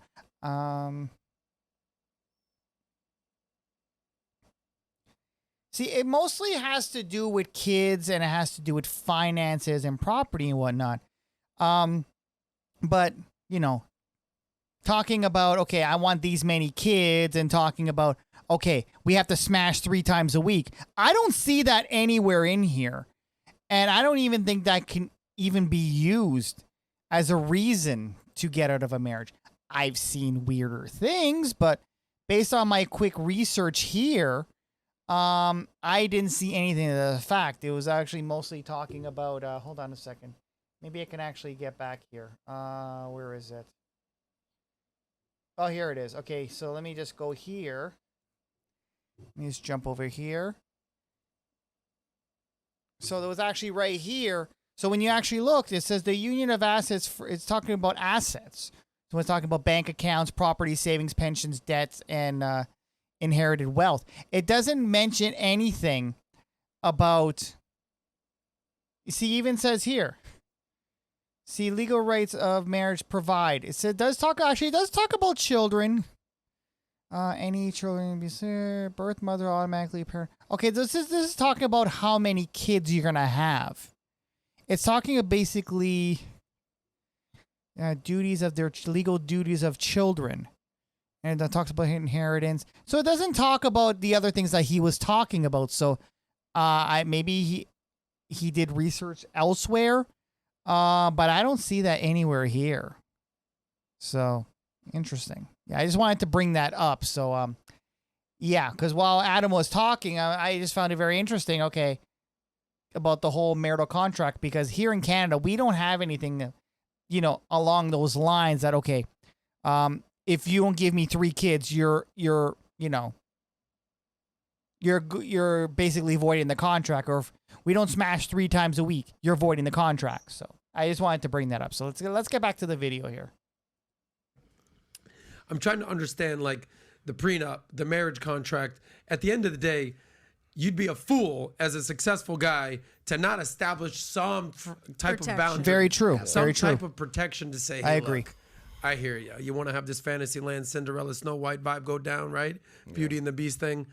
But like, first marriage is almost 50% don't work. Yeah. Second marriage is, I think it's 60-something percent. 63%. Third marriage is 75%. Absolutely. So like the more and more you get married, you realize, all right, this whole thing. So I'm understanding the balance between the emotional component, because you're going to have, hey, I love you. I want to be with you forever, or else we wouldn't get married. Yeah. But just flip a coin whether this bad boy is going to work out or not. At the same time, I hear what Hafiz is saying is like, everything can't be so robotic and so structured that you can't have any feelings and emotion. Yeah. So I'm trying to kind of grapple this. Oh, okay. But the thing is, though, with his definition about not being robotic, having like his definition of a marriage contract is a little bit more robotic than having a prenup, don't you think? Maybe it's just me. I don't know. Continuing. Something to this. Go. See, this is the thing that experience offers that sometimes experience doesn't. So he talked about experience and, being open-minded to experiences, but a guy who has significant investment experiences has bumped their head as well. Yep. They wouldn't be called bitter. They would be called experience, right? But in this situation, what people don't know what's behind that curtain when you go into court and the love is lost. And also the agreements aren't being upheld with the marriage contract are piranhas, sharks. They typically come in the form of lawyers, judges, and people in that industry who make a lot of money. With that being said, once you go in that room, I'm one of the only people that have been in those rooms. It's a dark place. We call it the belly of the beast. And until you've been there, you really haven't experienced a marriage. Now, let me just say this. You mentioned the divorce. Hold on for a second. Hold on for a second. Courtroom? You haven't been to a marriage? Let me explain why. Let me explain why. You mentioned the 50%, 63%, 70%. But do you know that these don't include the people who have already talked to divorce attorneys? See, very true. Of those 50%, there's an additional percentage of people who haven't even talked to a lawyer, or I'm sorry, that have talked to a lawyer, and they've gone, okay, I'll stay, baby. It's cheaper to keep her. Happy wife, happy life. Yeah. I'll just accept what it is. I'll stay for the kids. I don't want to lose the house. So it's more than 50%. And you're saying tack on a couple extra percentage points. We need to tack on at least 25 extra percent, because there are some people who have revisited it, have visited it, and many people reconciled. So it's bigger than that. And when I add on those percentages, it adds some perspective. Yeah. Oh, shit, there is more than 50%. These are 50% who legally got divorced. We're adding on the people who said, oh, shit, I'll just go on to stay. What we call thinking about it. Yeah, divorce. Man, I'll think about it. Or the person brought it up. If you don't do this, I'm divorcing. Ali, let me get your perspective here. Because, again, you're the anomaly, happy marriage, living a good life, and killing it on OnlyFans, circle back to that little, water cooler talk with your ladies. Why because I think 70% of marriages are initiated by women. Sorry, divorces are initiated by women, and then it bumps marriages. Up to. You were right about the first 100% on marriages, brother. Right. But and I think it bumps up to about 80% when they're college educated. So the more money they're making, the more independence they're feeling, the smarter they are. All right. What are the reasons you think that women are just over their man? Well, I think there's a lot of too with women get in clusters and they kind of feed each other and it festers, and that's one thing you know what? That's actually very true. I'm going to give her some credit for that, because usually when women do pull the trigger, which again is majority of the time when it comes to divorce, they usually get some sort of encouragement or some sort of advice from their female friends. Like even with when girls go on girls trips, I'm pretty sure we saw a lot of movies where there was actually a movie called Girls Trip, where you have the goody girl and the other girls basically try to corrupt her. So to be fair, that it is true. It is true. A lot of women usually pull the trigger because their friends, their coworkers, they encourage them to do it. So yeah. Continuing. Think about like my husband and I's dynamics. I've never really talked about any marital problems we've had with other people. Maybe, a comment to my sister or something, but I don't like discuss our problems the same way he doesn't discuss that, because I think everyone else, has their own, like you said, biases and things that they've been through, and they may come from a different angle and put ideas in your head or your fears in your head. You're saying misery loves company. Misery loves company. So if you're having an issue with your relationship, with your marriage, oh, my man, let me tell you about my man. And then they just kind of... We should do that, yeah. And I think I've watched it. It's just incredibly toxic. Yep. And I think I look at marriage as a commitment between two people. And for me, and so when you speak about the family aspect, I feel like we didn't even have a big wedding because I don't need to share that with anyone else. It's between him and I just found it kind of corny to do so. So for me, I think a lot of women, I don't disagree with there's a lot of women out there dirty, and they will particularly prey on men who are successful I do not dispute that whatsoever. Mm-hmm. I don't think there's anything wrong with asking for a prenup. I think, it could maybe change the tone, but a true woman that absolutely loves you would respect what you've built before. Yeah, good luck with that. Nope. And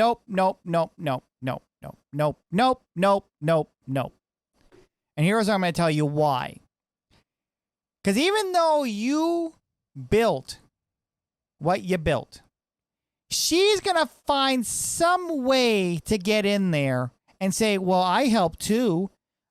When you used to work those long nights, who used to watch the kids? Who used to make you sandwiches while you stayed up until 2 a.m. working on those reports? Who used to rub your back when you went through stress? Who did you used to bounce those ideas off of? Who did you used to talk to when you were stressed out? I guarantee she's going to try to interject her way somewhere into it so that way she could say, well, I contributed too. Continuing. You've actually, came together and would understand if those are protections you need because of whatever you've been through in the past. If you were a woman who was in love with you, you would honor that and sign the prenups. If I could, I almost want to kind of get a list. Yep, we're going to an ad. I get you don't speak for all women. Okay, we're going to an ad, so we're going to let the ad play. Very interesting. This is very interesting dynamics that are happening here. So, okay, I don't know who this is. Oh, wait. Hold on. This is very interesting. Ukraine, Russia, Belarus. Geography. I'm sorry. I have to play this ad because you know what? Can I actually go back on this?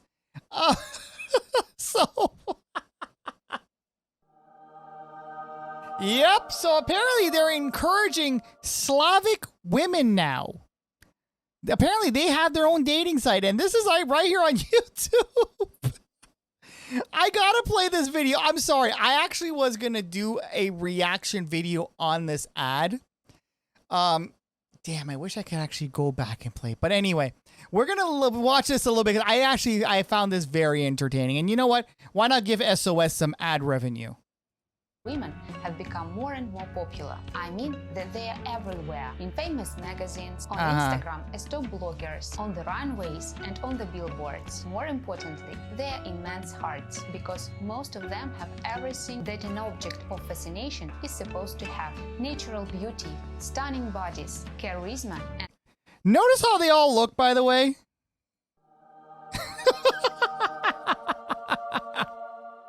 temper. Yes, these ladies are beautiful, and even you can't deny that a lot of men are physically attracted to them. With all them big boobies?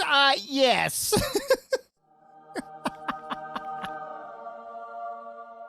Slavic women are truly respect and appreciate American men. These ladies are passionate. They have been raised to respect family and traditional values. American guys are usually less passionate and emotional than Slavic men. It may seem that this could stop the local girls from looking for a foreign husband, but opposites attract. They like men from American countries because they are more ambitious, financially and socially responsible, and after all, they are just more rational. Yeah. Wow. The propaganda is real. Continuing. So girls are dreaming of a good husband from America. So what's the problem? Choose a dating site, a few weeks of conversation, personal meetings, and voila!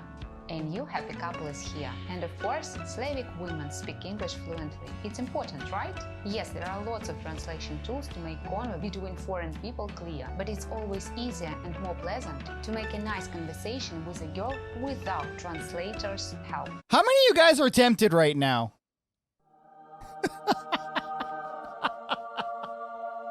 I know we're going off topic here, but I just had to. Have you ever noticed how the members of Slavic families treat each other? This is what a man gets when they marry a slave. Family and motherhood are sacred to most girls from Slavic countries. Women bring harmony to men's lives, special traditions where their husband can feel at home and enjoy a safe harbor. Slavic women do not pay much attention to the age difference. You see, them young girls don't want you. Yeah, they look like they do. They do believe that a good personality stands first. More of it, they likely prefer men over 40. Quote, they like men over 40. Yeah, them young girls don't want you. They are more wise and stable. Sounds perfect, right? So why wait? Dare and take what is yours. Click the link below and take a 2-minute compatibility test with the young Slavic ladies. My God.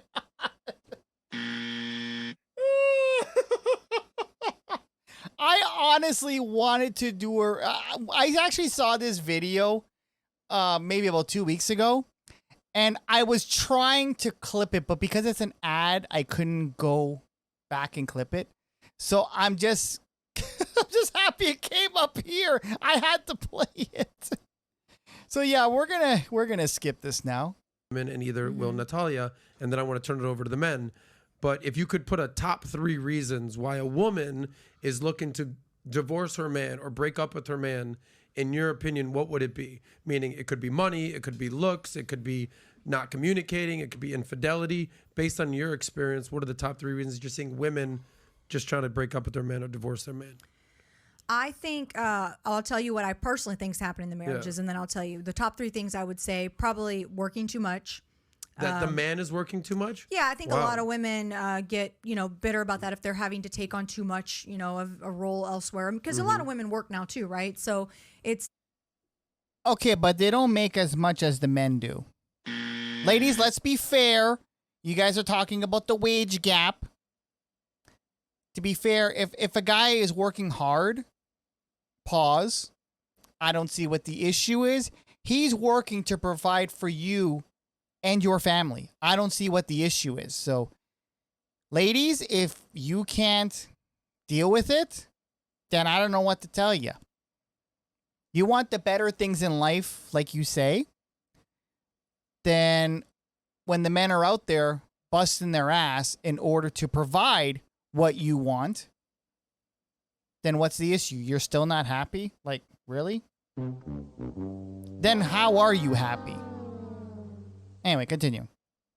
It's different. It's not like you can't really complain when you're at home taking care of the kids and being a housewife. Like, that's your role. But when you're also working and doing that, and it's not a meet in the middle in between there, then obviously. So it's the man working too much and her working too much. I would say I've heard complaints. Or maybe they're always on business or they travel. Okay. Or obviously, I think there's a distrust. There could be something there where maybe they. To be fair, if you don't trust your husband or wife or partner or boyfriend or girlfriend, if there's no trust, there is no relationship. That's my opinion. Like, why would you date somebody or be with somebody that you don't trust, that you have to think in the back of your mind, some ish is going down? Once you get to that point, in my opinion, that relationship is pretty much on the way out. Because without trust, without foundation, I don't see how you can have anything successful on top of it. Anyway, continuing. A very active lifestyle outside of the marriage in which maybe they don't trust their friends or who they're around. Those are some common reasons. I guess that's number 2, distrust. Yeah, distrust. Okay. And then I think generally that I personally think not enough marriages do not really prioritize sex. Like, I don't think people understand how incredibly important that is. And a lot of women is like, get bitter and want to withhold. And I'm not, And I think that is incredibly toxic, not only for the marriage, not just for him, but for the woman herself. Because I think that's why a lot of marriages, I am almost shocked at these women say they won't have sex for months with their husband. And I'm like, holy cow. Well, it's no wonder your marriages are in shambles. Coach saying that's unacceptable. I really do believe reprehensible. That. Very common. It's more common than you know. Oh, and my husband hears it, would hear it at work. Other guys, like, he was always kind of the guy in the corner, like, they don't have, like, I can always say there's never been a day in my marriage that I did not have sex with my husband. Like, wait, what? Bruh. What? Can you repeat that, ma'am? Day? literally, unless I was gone away from him, which Steve, really Steve, shout out to you, brother. But it's so important, and I think that that is vastly undervalued. And you're aware of that as a wife to say, all right, it is my responsibility to make sure my man is fulfilled. Yes, and I think women also give up. Yep, make sure his balls are drained and his belly is full. Yep. They don't try as hard. They think they don't have to continue to be sexy. A lot of women, and I've been there. I've gone through phases, where I didn't feel sexy. I'd had 2 kids. She does raise a good point. A lot of women, when they do get married or when they do get into a relationship, and I actually did mention in one of my previous videos, and this is for men too. Y'all get too comfortable. You forget to take care of yourself. You're not that sexy or handsome person that you guys were when you started dating. You got too comfortable, you let yourself go, and that's not fair to either one of you. Continuing. To back, basically, at one point, and, I didn't feel great. I was overweight, and I still made time for that, though. But a lot of women immerse themselves in that lifestyle, and then of just taking care of the kids and just chop, chop, chop, and they totally forget to really, marinate and take care of their marriage. So working too much... so basically not paying attention, developing a distrust, and then thirdly, sex. So this is coming from a woman who's been married 22 years. Yeah. So Nat, yes, you've never been married. Yes. You have a lot of suitors. Yes.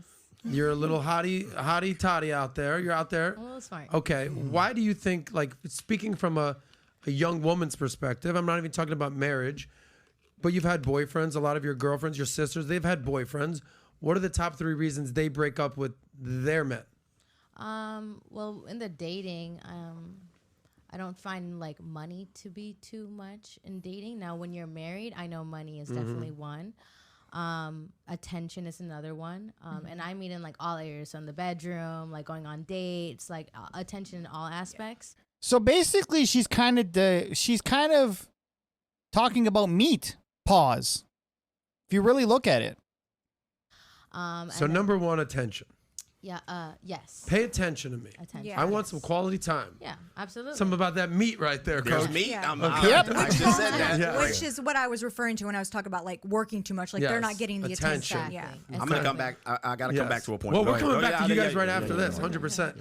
So number 1, attention. Attention. Obviously, if you're married. No, not married. Not You're married, not just dating? Yeah, I'm having people speak from experience here. Okay. Dating. So for dating, attention. What else is? Lack of clarity of the relationship. So you're just dating a date and you're just Netflixing and chilling. And you're this is going nowhere. So lack of clarity. So to be clear, that usually happens right around the 3-month mark. You'll get the, so where's this going? And the guy will always. Even after the first month. After the first month, you should kind of get a feel of where is this going? Are we consistently going to the same places? Are they adventurous? Do I like this? So don't waste your time. Okay. Just a month in, you should know. And then the last one, I would say,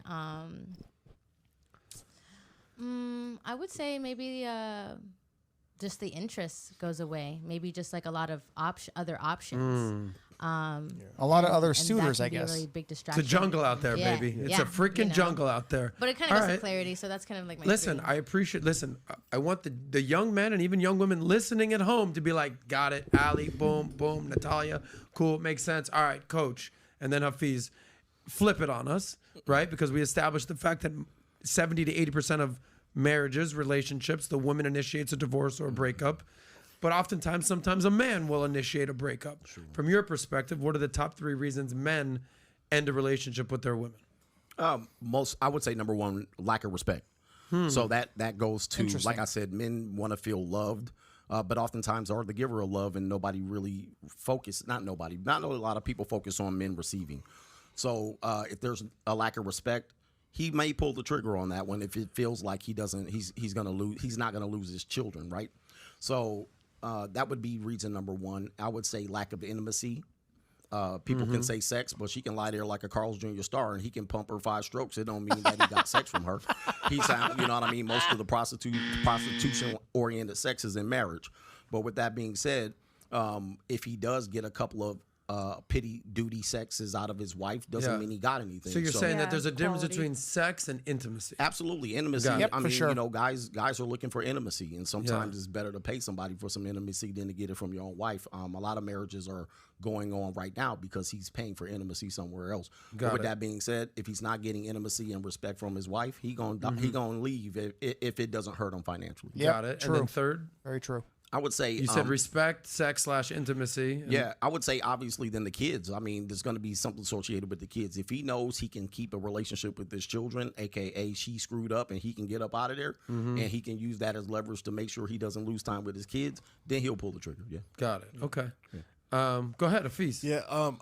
I want to take a little differently because there's nothing that I'm going to add to it that Coach Greg Adams hasn't shared. I think I agree with the third one may hit or miss. But here's the nuance I think is lacking in the conversation, especially to the young guys who kind of consume this kind of content. There's always truths in what people say. Like you say a lot of things that are true, but if you end the sentence there, it's not going to benefit people's lives. And so to me, I think one of the fundamental challenges is when you come at things from a perspective of things are going to fail, when you come at things from a perspective as worst case scenario, like, so this is interesting. I won't get too lost in the sauce, but this is interesting TV show where this guy he spent an hour watching the worst events in humanity.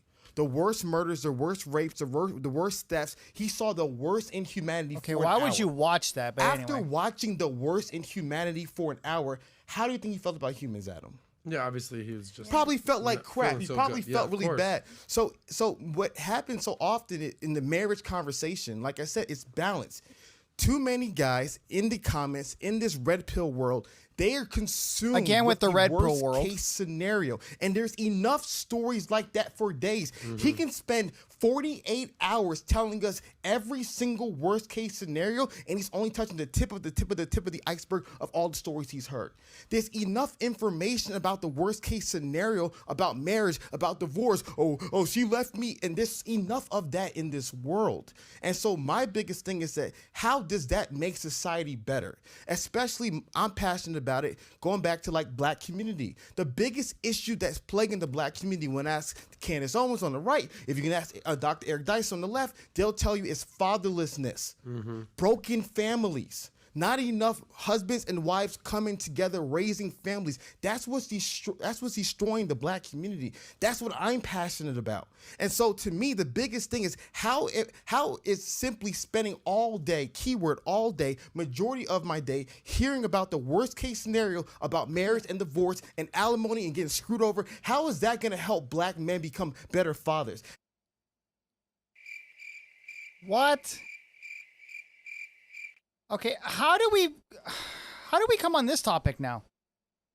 Like, weren't we talking about something else? Oh my god.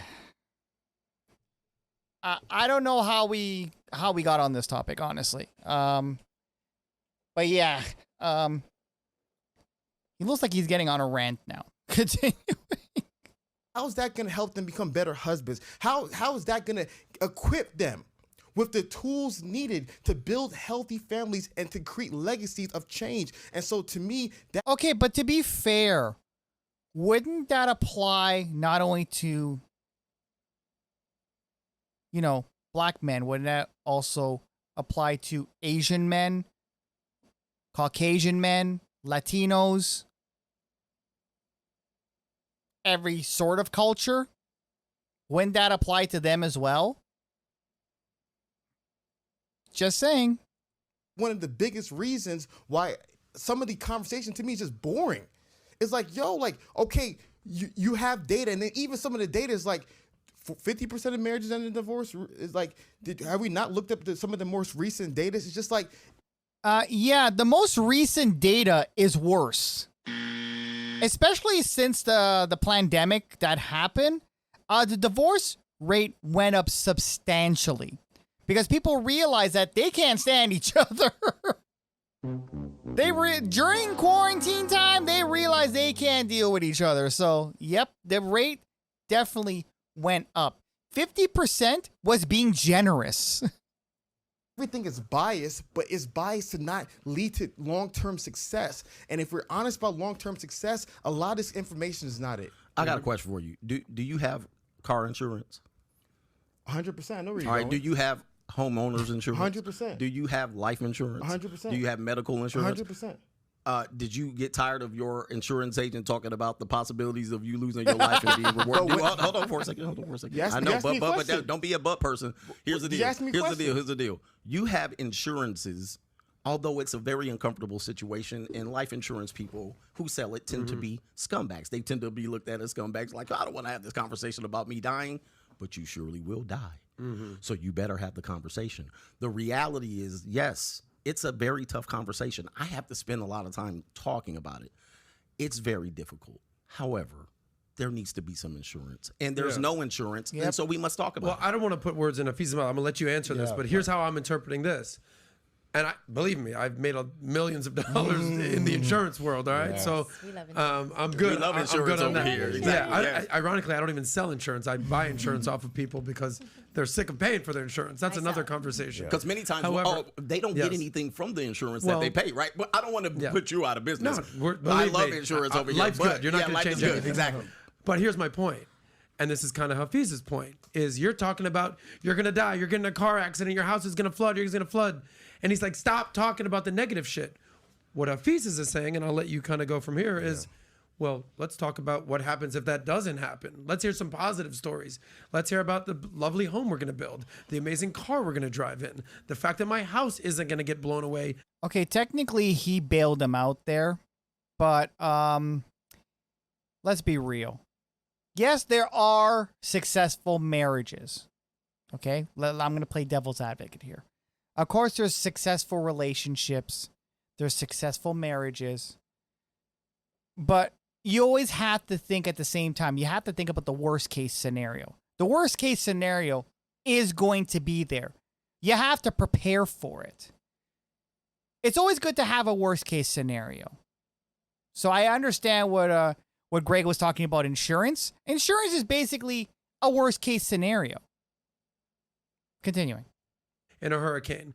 And I understand what you're saying is like, yeah, brother, you can have the most beautiful house, you can have the most beautiful car, you can have the most beautiful life, but you do need some protection. Just be fair. So it's almost like a both. You need both. But just to be fair, when two people enter into that agreement, that's what they talk about. They don't sit together talking about, hey, when we get divorced, and they sit to talk about those things. So the conversation is being had, but it's almost between those two people. But when divorce happens, it happens in the court of public opinion, and it happens in the public court. Yeah. So you asked me a question. That's why I was responding, because you asked me. I was going to respond to the question, but it is what it is. So remember, this is how you know, Adam. This is a true test. Ali, if you want a true test to how someone views the world, see how balanced they are, right? So, like, let's see somebody politically. The best people politically are people like Adam. They can go hard on the right. Oh my God! Seriously, dude?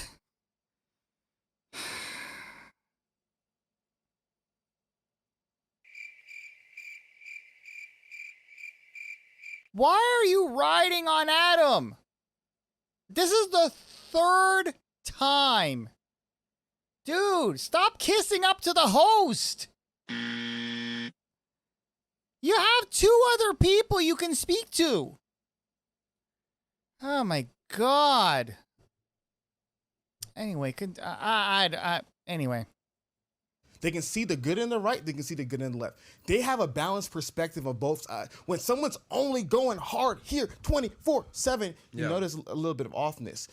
Like when my biggest thing is, I said balance. I didn't say far west emotional. I didn't say far east logical. I said balance. Correct. My point is that if you're trying to tell somebody about buying a house, use a house example. Let's stay with the house example. If you're gonna sell somebody a house, because you know human beings need houses. Of course you're gonna add insurance to it. But this is how you're not gonna sell a house. Let me show you this beautiful house. Do you know if your house burns down and you're inside of it, you're gonna die? Do you know that there's all these electricity problems? You know when a hurricane comes, your house is gonna fall down. Yeah, you lose your commission if you sell it like that. And if I'm trying to sell something to you and telling you every worst case scenario, hey Adam, come drive this Lamborghini. Do you know that Lamborghinis, you can get in a crash, you can die. Do you know if you drive at a certain speed, you can like. It's not either or, because this is what it blows my mind. I know how nihilistic these guys on the internet are, because they can't even tell the new. Oh my God, Jesus Christ! You're also one of the guys on the internet. Do you not realize that? Wow, is he gonna take another poke at the red pill space again? Either or, it's both. Yeah. I want you, please sit down with Coach and hear about the worst case scenario. Hear about how to protect yourself. Hear about the insurance. I want you to have that. But if all you're doing is watching him, I'm telling you, you're going to be deceived, because all you're going to be consumed about is the worst case scenario. And wow. Oh my God. Whoo. You could tell he's getting agitated. Big bag boogeyman, aka the state, aka your woman screwing you over. Yeah, but sometimes it's called reality, sir. Sometimes it's called reality. Wow. You gotta hear the balance. You gotta hear the best of stories. And I remember Patrick Bet-David, shout out to PBD, said, I would love to hear do a debate. On one end, people who've been married, happily married for 40 years, a beautiful marriage, and then the guy who's been in the worst divorce in human history. And then let the people hear both of the stories. And that's what I'm talking about. There's also good. There's also good that happens. There's horrible, but there's good. We need to share both stories. And my biggest problem is when we spend all day long, most of our time, because there's a profit model in it. And I shared to my guys in the Standard the profit model in it. CNN doesn't share anything positive about Donald Trump. Why? Because you don't make money that way. If I'm doing content on internet, I don't make money talking about healthy marriages. Who wants to watch that crap? Know how to make money? Crazy, delusional women screwing men of their money. Clicks, views, CPM through the roof. I know. Wow. But you know what, though? He does raise a good point. It's the same thing with anything. The way human nature is that human nature, especially here on YouTube or any social media platform, people will pay attention more to disaster than to anything that's going to help them. Like I even, like he is right. Like I'll give him credit where credit is due, especially with analytics and whatnot. You will see, like I'll give you an example with, say, public freak out videos where people are acting the fool, or people are, I don't know, facing through miserable times or whatnot. Those are going to get a lot more views than somebody, say, I don't know, doing something good for the world. So to be fair, he is right. But in regards to, like, say, being a content creator and being a content creator himself, he should know this. It's best to pick which lane and which focus you want to be on. You're not going to, trust me, being a content creator, you're not going to satisfy everything. There's videos that I put out. Some videos do well. Some videos don't do well. But you have to stay in your lane. If you're just going to be doing, like, honestly, if you're going to be here on YouTube, you can't be doing content about every damn thing. You can't be jumping from fitness to finances to this, to that, to this, to that. Like me, I do Money Mondays for a reason, because, you know, I feel that, you know, especially with recession time and whatnot, it's good to know, you know, what to do, how to prepare. And a lot of men out there don't know how to prepare. A lot of men out there don't even have a credit card. Or even have a credit card with with an available balance on it. So in regards to budgeting and whatnot, that's why I do Money Mondays, to prepare. Not only men, women watch me too. Shout out to the ladies out there. But at the same time, you have to kind of pick your lane, pick your niche. They call it a niche, and stick with it. So I understand what he's saying, but the contents of what he is saying, he's kind of jumping around. So we'll let him continue. How it works. I can show you for days. I can pull up my analytics. I know how all this stuff works. And so my biggest thing is that if we're going to have a conversation, we need to have a we're going to an holistic ad conversation for the benefit of men. If we are okay, so we're gonna. Okay, I don't know what this is, but she be cute. She be Asian. Okay, okay, was that even an ad? I don't even know what that was. Oh, we got another ad. Okay, we're gonna skip this one.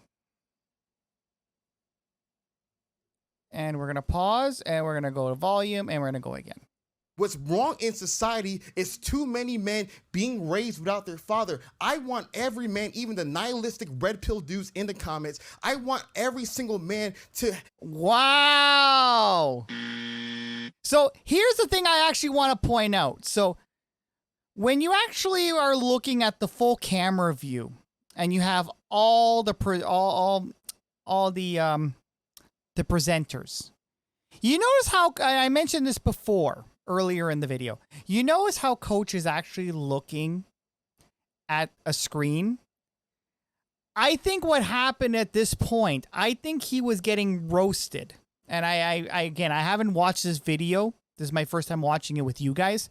But I heard that he was getting roasted in the comment section. So I think that's why he kind of drew attention to that and he kind of slipped up there. And again, he's attacking the red pill space. Continuing. Have an ability to raise his son in his home. That's how I was raised. That's why I was made the man I am today. I had an and I didn't mean to cut him because he was actually making a point here. And I do agree that a lot of kids should be raised with their fathers in the picture. But sometimes, and a lot of you guys can chime in on this. Sometimes when you're going through divorce, the mother uses the child as a weapon.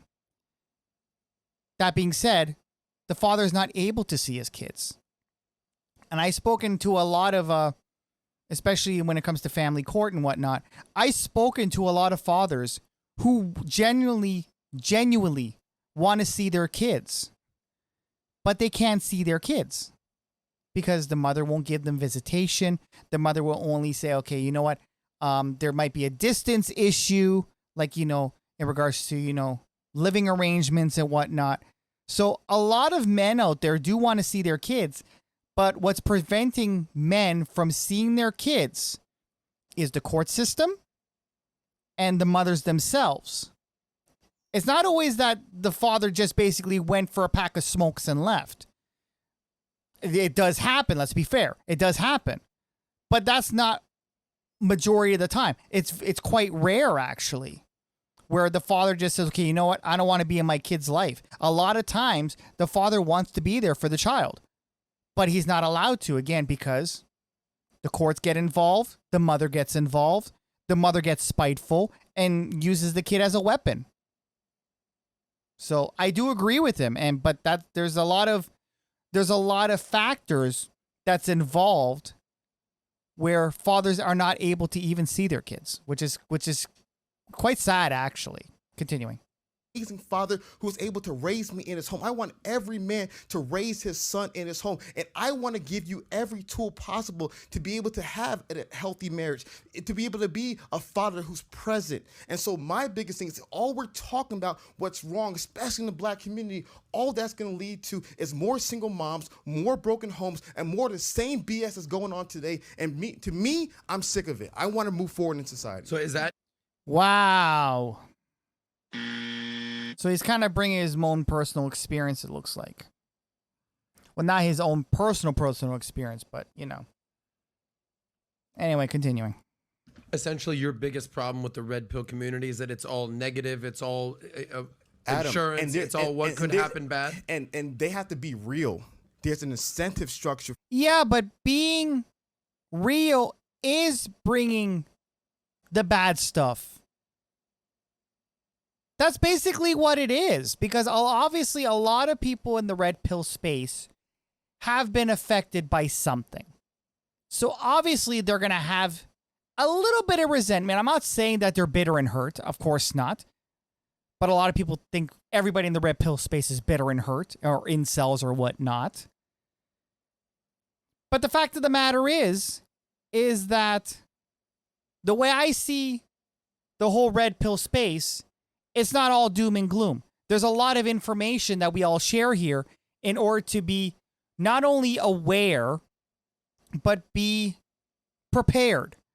Like, say if you are going to, say if you do decide to get married again, or if you decide to date somebody, you know what to expect, the worst case scenario as well as the best case scenario. So I understand what he's talking about, balance, but you have to understand something.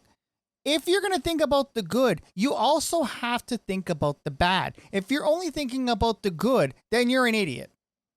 Because everything has a good and a bad side. It's the same thing with the cartoons. When somebody's making a decision, I don't know if you guys remember where the cartoons, where they had the little angel on one shoulder and the little demon on the other shoulder.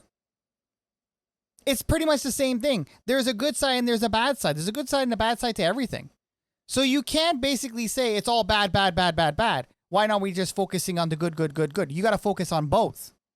So I understand what he's saying. He's talking about balance. I do agree with that. But when you're talking about, say, the red pill space, for instance, of only talking about bad, I totally disagree, because there's a lot of good stuff that comes out of the red pill space, like preparedness. You know what to expect when it comes to a relationship. You know that there's going to be good side, but there's also know there's going to be a bad side. You don't go into a relationship blind. You got to be stupid to do that, especially these days. Continuing. I shared some of these people these numbers. I'm gonna share some of these numbers with you. I did a video because it's so funny, because the red pill community, those kind of guys, they're so fickle. And they love you when you bash women, but the moment you share any objectivity, showing both sides, now all of a sudden they're demonizing you. Okay, you know what? I'm going to be fair here. He is partly right, but not 100% right. There are some individuals in the red pill space where he is right. They do like when you bash about women and whatnot. I'll give him credit for that. But it's not the whole entire space. You basically cannot go and talk bad about a whole room of people just because of one person. That's basically what it's sounding like here. Continuing. Right? So it's very interesting that I do videos that are critical of modern men and modern women. I try to be as balanced as possible. I know for a fact my content will be weak if it's imbalanced. So I like to do as balanced as possible. I did a video a couple months ago called the Why Women Today Are Not Marriageable. I did that video talking about some of the principles that I believe are true, why women have issues, and we can go on that for days. That video did over 500,000 views in 2 weeks. I did another video called The Sad Reality of Beautiful Women. That's actually impressive. Sometimes attractive women have an air of entitlement about themselves that makes them difficult in relationship. Another video, 500,000 views. The reality of the matter is, in that month alone, I told the guys in the Standard, I'm just being transparent and honest. With those two videos, and then Candace Owens coming on the podcast talking about the problems of modern women, we made $55,000 that month. $55,000 just doing a few videos. And I know almost everybody in the space, and everyone shows me their money. And I was making the least of what everybody else is making. Okay, I don't know why everybody's showing you their money. I ain't showing but any. Listen, I will be transparent to you guys, but I ain't gonna be that transparent where I'm gonna be showing my receipts, aka my dollar bill, y'all. No, I ain't doing that. No, I am not doing that. Sorry. Continuing. But when I do the other content, Adam, the more balanced content, there's not clicks in it. There's not views in it. What type of content? Like let's say if I was do a video about, hey guys, here are signs, like let's say the 5 things to pick in a wife. Those kind of guys don't want to hear that. They want to hear 5 things wrong with women today. Yeah. That's what they want to hear. They want to hear more of the negative stuff. They want it reinforced, like CNN.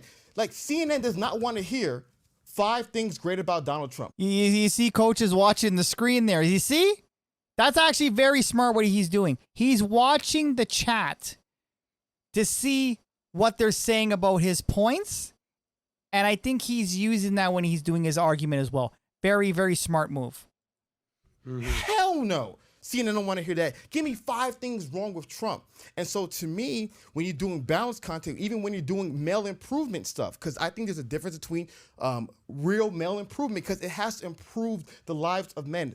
Fitness, emotional health, spiritual growth. When you're doing that, that don't get views. And dudes in my comments would always talk about this, that dang, the girl stuff gets 10x the views of the male improvement stuff. And also when Fresh and Fit will tell you the same thing. When they do their finance stuff, they've always told me, I don't know if things have changed, they've told me when they do finance, dudes don't watch that, but they want to watch the girl stuff, right? Well, and look at the girls that they have, the Fresh and Fit, you know, I've talked with them and I told them I would love to do a one-on-one, but I'm definitely the exception. Yeah, to be fair, I seen the girls on Fresh and Fit. Shout out to Fresh and Fit. Ma'am, sorry. I don't think you would be able to compete on their platform. Not to be mean, you're not a bad looking woman, but yeah, no, I don't think so. Continuing. Not great for that, but they bring girls on there that are very. I don't want to make it about Fresh and Fit because nothing but respect. I don't like to criticize anybody who's not in the room. I was just bringing them up about the point of they told me when they do finance, the other guys don't watch them. So my thing is that there's not a financial incentive. So if you're a content creator, Adam, and I'll give you an example, and you know if you do this type of content, you're making $50,000 a month. You do the other, you make $6,000. Which one are you going to lean towards? Yeah, of course. Yeah. So as a okay, but you know what? That goes to my point. You got to pick your lane. You got to pick your niche. If you're gonna do it, say on Red Pill content, for instance, he is right. You are gonna go what makes more money, but you're gonna be picking your lane. You're not gonna be going from one to the other, one to the other, one to the other. You pick your niche. That's what content creators do. You pick your damn niche. Continuing. Creator. Who like I this is our first time we're meeting in person. Sure. But you strike me as a person who's just telling it like it is, based on your life experience. Okay. You don't seem like the type of person who's like, well, I could say this for clicks, but this does better. Right. But there must be a little bit of element in that. Maybe how you do thumbnails or titles. Absolutely. So Hafiz is speaking very impassionately, making some very valid points. That's what he's talking about is absolutely true. But what we have to understand is when you're doing content, you have to kind of pick a lane in the genre. Exactly. Thank you. Exactly. You have exactly what I said. You got to pick your lane. You got to pick your niche. You got to pick your focus. You can't be bouncing all over the place because people are just going to be fed up with you and not watch. They're going to say, okay, you were talking about bashing females one day and you're praising them the next day. See? Don't make sense. Continuing. And you start wearing a mother gown, you ain't gonna get no clicks. Hey, there's a market. There's a market for everything. There's a market for it. But coach. I know there's a market for it, but I don't see you doing that tomorrow. But the reality is this: I have 12 YouTube channels. All right, and not all of them are this content, and it is true. Those channels struggle if I'm doing something else, but that's the reality of the situation. It would be like. I love the example that he gave. You wouldn't sell a house like this. Of course, no wise salesman would give you the negatives. Yeah. They would tell you something in order to make the commission. So in essence, he's shooting himself in the foot. But on my side, I have to keep a lane and make sure people understand what that is. Of course, if I crossed over and I brought balance, sure, it might fall flat on my audience because they may not be interested in that. However, I'm going to say this and I'm going to add this. Many times if I brought on a female content creator and sat down and had an interview in a one-on-one, most of the conversation, if we did bring the balance, will start leaning over to her. And people know this. They watch television. They see movies and stuff like that. Every 1 point that they would make towards a man to get him to pay attention, they'd have to make 5 or 10 points for the woman. So it's kind of like, hey, CGA, you raining down on their head over here today.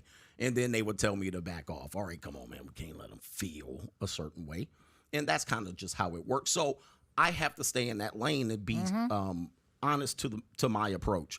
The minute I bring it over to the other side, then the other side's going to lean. And I'll just add this. If I really wanted to make money, I'll be out here praising the woman. I'll be out here uplifting the woman. I'll be a millionaire. I think it goes back to honestly, personal yeah. accountability too, though. People consume. If you're going to sit there and consume the same content, that's their thing. Personal accountability. I consume content that I generally align with, but I'm also very wise enough to know I should also consume content that counteracts with what I believe, because otherwise then you never learn. And I think I don't think there's anything wrong with staying, like you said, in your lane. You got your niche, and that's kind of where you go. Thank you. And, one more thing. If people wanted to watch finance, if I came on and I do some finance-related videos, but I don't have a finance degree, I'm just offering advice.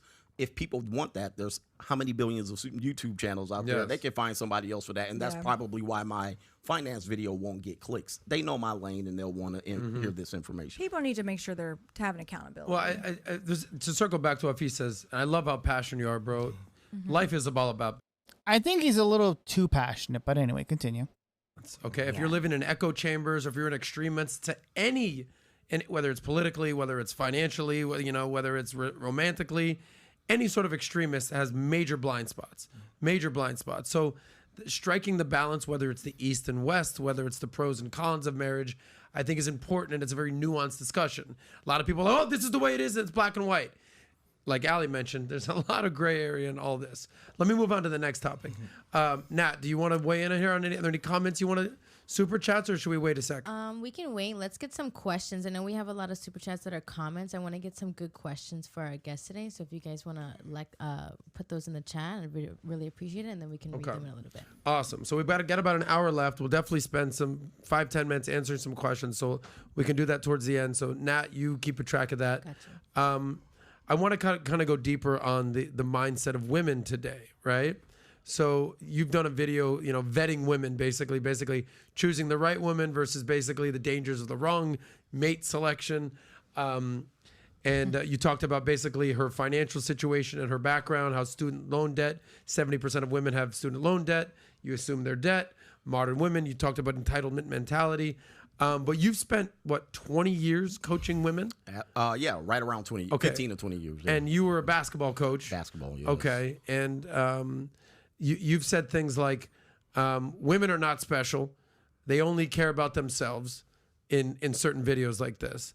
What have you learned about female nature being around this many women for this many years?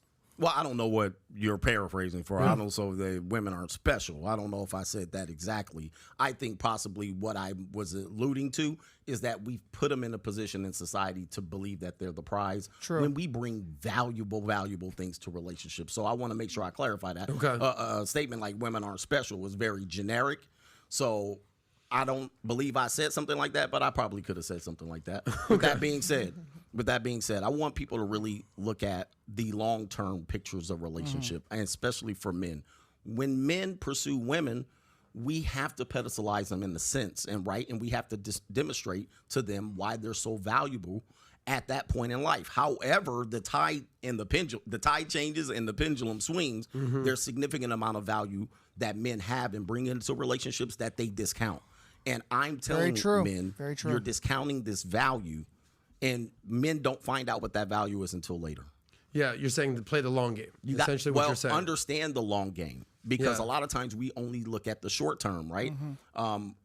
There's a phrase with married people we use, men get married and hope their woman will never change. Right. Women get married, hope their men will change. Inevitably, both of them are disappointed. And we know this throughout the statistics and mostly through experience and conversations we've had. The reality is men look at the short term. They don't realize, as we know, women aren't going to sleep with you as a husband. Or they may continue to leverage that as she leveraged it in your pursuit because you pedestalized it. That's going to be an error. And you're going to have a hard time trying to realize that. Not only that, there's nobody you can turn to that can help you. Nobody's going to go to your wife and say, hey, you're doing it wrong. Go sleep with your husband. Go suck him off. All right? Go make your husband feel good. Go tickle his balls. Guess what? He has no way to leverage. He has no way to turn that tide. And then he's stuck. And as we know, he's not going to pull the trigger on that marriage. That's just the reality. Do women have these types of conversations that he's kind of alluding to, and the fact that you're like, I go my husband gets sex all the time. Do women have these types of conversations internally? Yeah, I mean, I've heard women talk about it and stuff. I have a different perspective because sex has always been important to me in marriage, but I would agree that for the male side, it's far more of women I don't think care about it as much as that way. I mean, I guess I don't like to speak generally about other women in general just because everybody's a little bit different and I'm kind of the exception. You see, here's the thing. I'm still waiting for them to question her about the OnlyFans thing. We're about an hour and 11 minutes into this debate, and I haven't heard anything about that, and that's literally the elephant in the room. Like, how come they haven't addressed that yet? I would have addressed that already. Maybe they will continue. I don't know. Hopefully they address it, but again, we're about an hour in and still nothing. To that, but I would say that, women talk about, there are women that don't feel sexy or don't feel given attention or paid attention to, or that don't get their intimacy actually, fulfilled on their end. So, I mean, I guess I guess I don't really have a direct answer of what I think either way, just because I don't live that life. Like, it's always been the same, my husband and I. Our expectations are the same. We've both been able to be comfortable in our intimacy. Yeah. What we call that is anecdotal evidence, right? And so she's probably trying to support her argument based on her experiences as opposed to me. I'm more general. I can't speak to her. I can't speak for him. I can only speak generally. And some people try to speak specifically about things. I just go, in general, this. And then this gentleman might have a different position. She might be able to say, hey, based on my experience, but that doesn't help anybody because they are only using their personal experience. Yep, yeah, true. I would say it's less common for women to be sitting around thinking about. I mean, in my opinion, I've heard it less. And It's not like something that, But back to the fact that you've coached women for 20 freaking years. You've been around thousands of women. Is there some sort of like... What were the age groups of that? We're talking about, I probably coached them from middle school all the way to end of senior year. And do you have a I was like, who is talking? Sorry. I was like, who is it? Where does this come from? Yeah. Do you have any children, daughters, son? I do. I have a daughter and a son. Oh, okay. Shout out to them. Okay. My son's probably watching. How old, Coach? They're teenagers now, 16 and 15, back to back. Yeah. So I do have a question. What would be kind of the language you would speak to your daughter about these things? How old is she? Wait. Hold on a second. Okay, why are we getting a little bit personal here? Whoop, wrong button. Why are we getting personal? Kind of makes you wonder, doesn't it? Now, if we're going to get personal with this, are we going to get personal and asking how Allie's kids feel about OnlyFans and how her husband feels about OnlyFans? Just to be fair, are we going to go down, because we're already opening the box here. Are we going to continue on? I'd be very interested to see.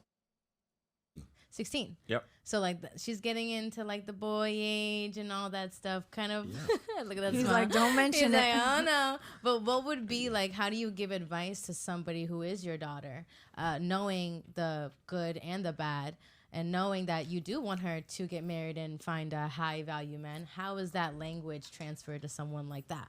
Well, see, I don't speak to that age group in terms of giving my content. So I wouldn't sit a group of young women. But there are people who are that age receiving the content.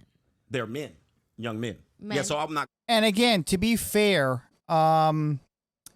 this is YouTube, okay? You can't control who's watching the content. Yeah, kids might be watching this type of content too. Hell, they might be watching me because they see an animated character here. They see me. Hi. You can't really control that. Anyway, continuing. Talk to a group of women my daughter's age and have this conversation, right, especially as direct. So this personal conversation about my daughter is not relative to who I send out to my audience. So gotcha. I don't target her. I don't target people in her age group. I don't target that. Now, if we have personal discussions about what she should look out for, and what I'm looking out for her best interest, I'm hoping that she doesn't come in the spirit of rebellion, which typically is of women that age, because I've coached them. I know this to be true. if she does operate in the spirit of rebellion, as any other Disney movie that you could see, the daughter rebelled against the king father, and it's actually supported in society. I try to have as minimal conversations as I can with this, because if I send a certain approach to this age group, they're going to rebel. Yep, They're going to believe that I don't know what I'm talking about, X, Y, and Z. So I've seen enough Ariel, I've seen enough Jasmine to know that if you push these things in this way to young women, especially young women that are your daughters, it's not going to be received well. So how do you feel if, like... I don't feel anything. Okay, you don't feel anything. That's fine. What would be your take if your daughter gets married and he's a high-value man and he's cheating on her? Oh, we're going to an ad. We're going to an ad. Okay, she's getting I don't know if it's just me, but she's getting a little too personal here. I don't know what the context, I don't know what the angle is. I don't know. Anyway, let's skip over this ad here. Shout out to Forex.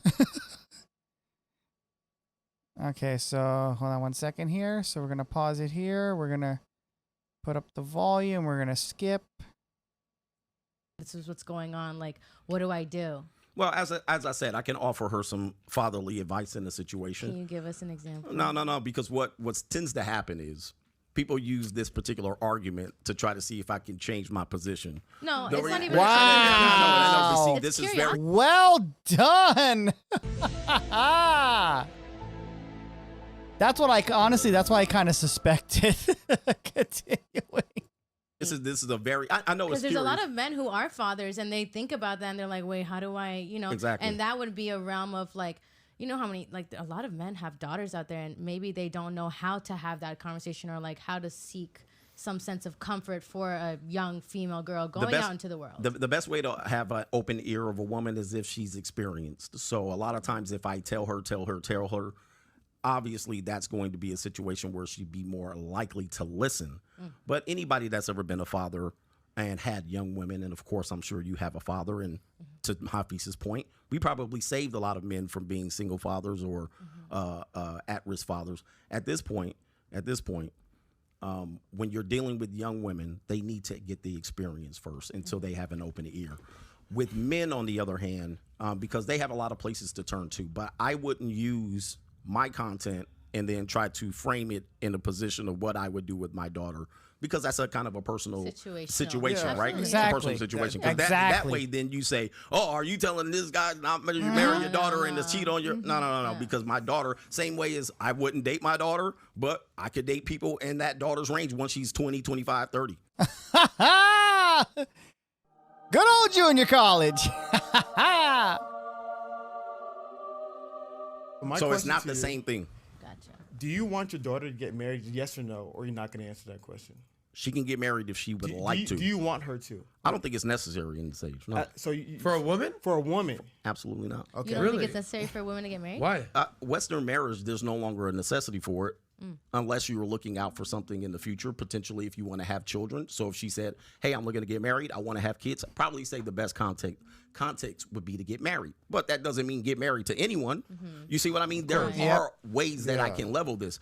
Do I want her to get married? Yes or no? Well, who is she marrying? When? Where? How long? There's a whole bunch of context. But to me, it's just not a yes or no question. So, Hafiz, what's your issue with this? Go ahead. So it's always an interesting conversation, because to me, like one of the things I'm obsessed with, and Dr. Peterson talks about this so well, is that the more your words are in line with the truth, the more powerful those words are. And I don't know where you are, if you believe in God or not. I don't know who kind of person you are, but like, oh boy, we're bringing Cheest into the situation. Good old Cheest. like when you line your words up with God, like that's when, to me, your words have the most weight. Dr. Peterson, that's why I feel like he's so powerful. His words transcend humanity and it speaks on this divine level. And so to me, when you're giving advice, your advice has to be as in line with what God believes the world should run as possible. And so to me, the best advice benefits men and benefits women. That's the best advice. To your opinion, we had 70 years of advice only benefiting women and men suffering as because of it. That is a lie. That is wrong. And the opposite extreme is wrong as well. A world where it all benefits men and the women don't benefit, it's wrong. That's why it's about the balance. And so to me, I'm very curious about, I love her questions because it was like, it's not a gotcha question. It was a genuine, serious question. Shout out my guy, AMS. I love AMS. He did a video about, advice I would give to my daughter where he actually answers the questions directly.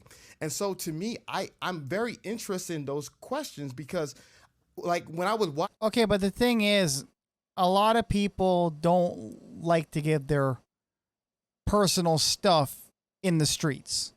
So I kind of understand at the same time, because again, what Greg said, a lot of stuff could be taken out of context. So I understand why he didn't answer the way he did.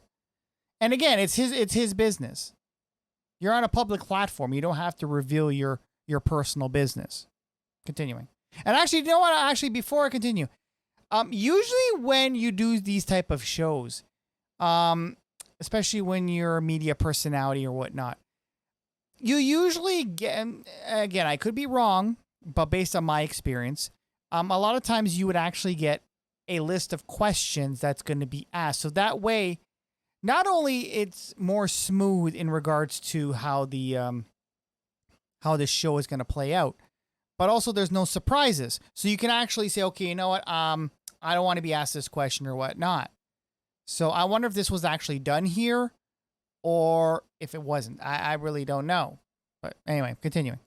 Kevin Samuels, and God rest the dead. And it was so powerful because he would always push women to being married because he knew the beauty and the value and the protection and the safety, like being a woman and being married. Nobody wants their daughter to be 41 years old, single, mom, baby mama of 3. Nobody. Well, to be fair, some women actually choose that. Some women actually choose that life. So, anyway, continuing.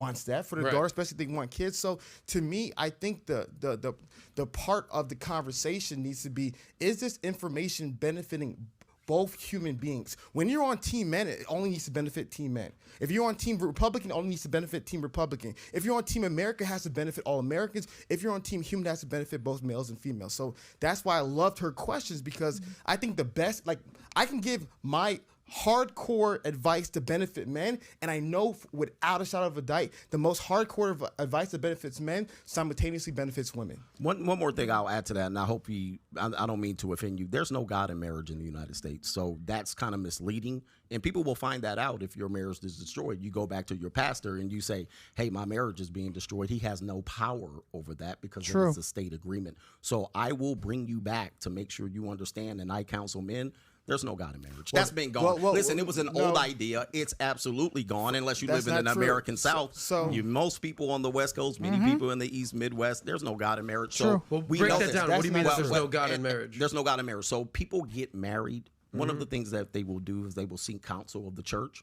And then as such, the guys will give them guidance and it will be biblical principle. However, they will say we can't do anything until you sign this state-sponsored agreement with family law context. All right. They're not going to have a Bible in there.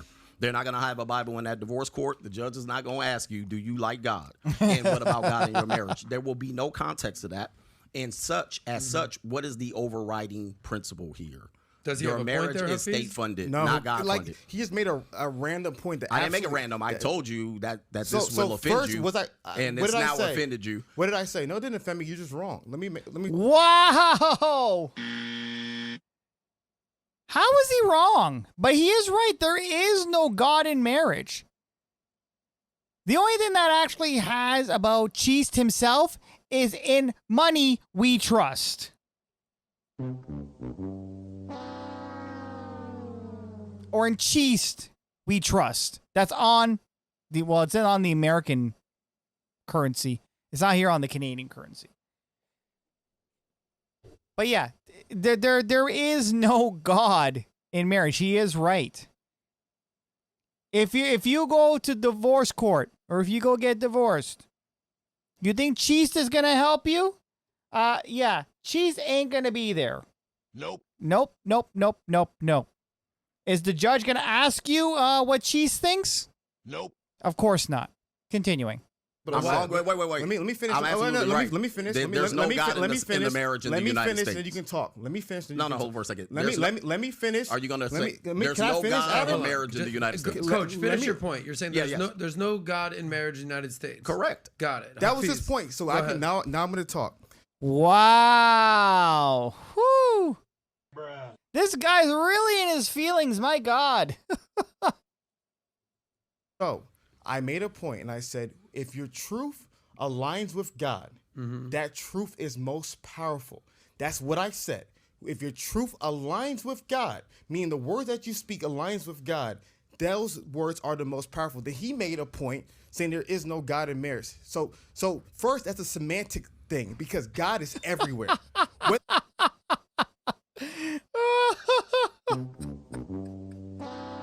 I could tell you Greg wants to laugh right now, but he's trying to hold his composure because this guy is literally running a rant on his own. Wow. God chooses to supervene in things or not.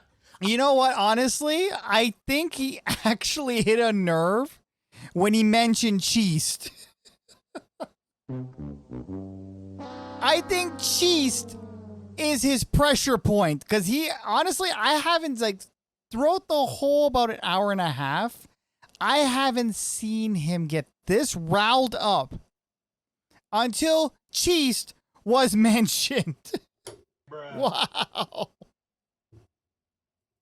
I will never be the person that says God is not here. I will never be the person that says God is not present here. Could we argue that is God blessing every American Western marriage? Of course not. Of course, God is not blessing every American, but God is definitely in my parents' marriage. So when you say there is absolute statements, there is no God in marriage. Okay, wait, hold on a second. You said that Cheest is in your parents' marriage, but didn't you mention that your dad was a pastor? So of course you're going to believe that Cheest is in your parents' marriage. Just saying. False. Correct. There is no God in some marriages. There is no God in most marriages in regards to by being there no God, meaning that God's not blessing it, right? So if you're saying that God is not blessing what's happening in most marriages, that is a true statement. But to say there is no God in marriages, period, that is a false statement. Wow. Because God is in my marriage and God is also in my parents' marriage. And I will continue to say. Okay, so what makes you so special that Cheest himself is in your marriage and your parents' marriage? What makes you so special, sir, that Cheest himself, blessed art thou thy marriage? Wow. When it comes to even understanding the ideas of God, God gives human beings free will. It's a very simple concept. You can freely sin or you can freely obey. And God, like a good father, if you want to touch the stove, you can touch the stove. And so to me, I just think when people make statements like this, how do you expect people to feel? There is no God. I don't expect anybody to feel. I want them to know. I want them to Yep, understand. Yep. Wow. This guy is really getting into his feelings, but you see what Craig did? That was a smart little shot he threw in there. He don't want people to feel, he want people to know. And that actually is very, very, very, very, very true. Too many people these days feel, but not a lot of people know. I think I'm going to trademark that. Continuing. Hey, I'm talking, and then you get the opportunity to talk. To me, it's how do you expect people to react? And so my biggest thing is that what I'm only communicating. Oh, sorry. In regards to the marriages is that if you are a man, do your due diligence. Be able to see if she fits your life. Be able to see what is her family background. You can't protect yourself 100% from business failure, from friendship failure, from anything in life. But there is wisdom, there is godly principles that you can adhere to that can benefit you. But there's no absolute guarantees that everything in life will be successful. No one's teaching anybody that. But and I'm not the most religious person here, so let me just give that disclaimer out there. You either, right? But yeah. How I feel like God is all faith. It's all.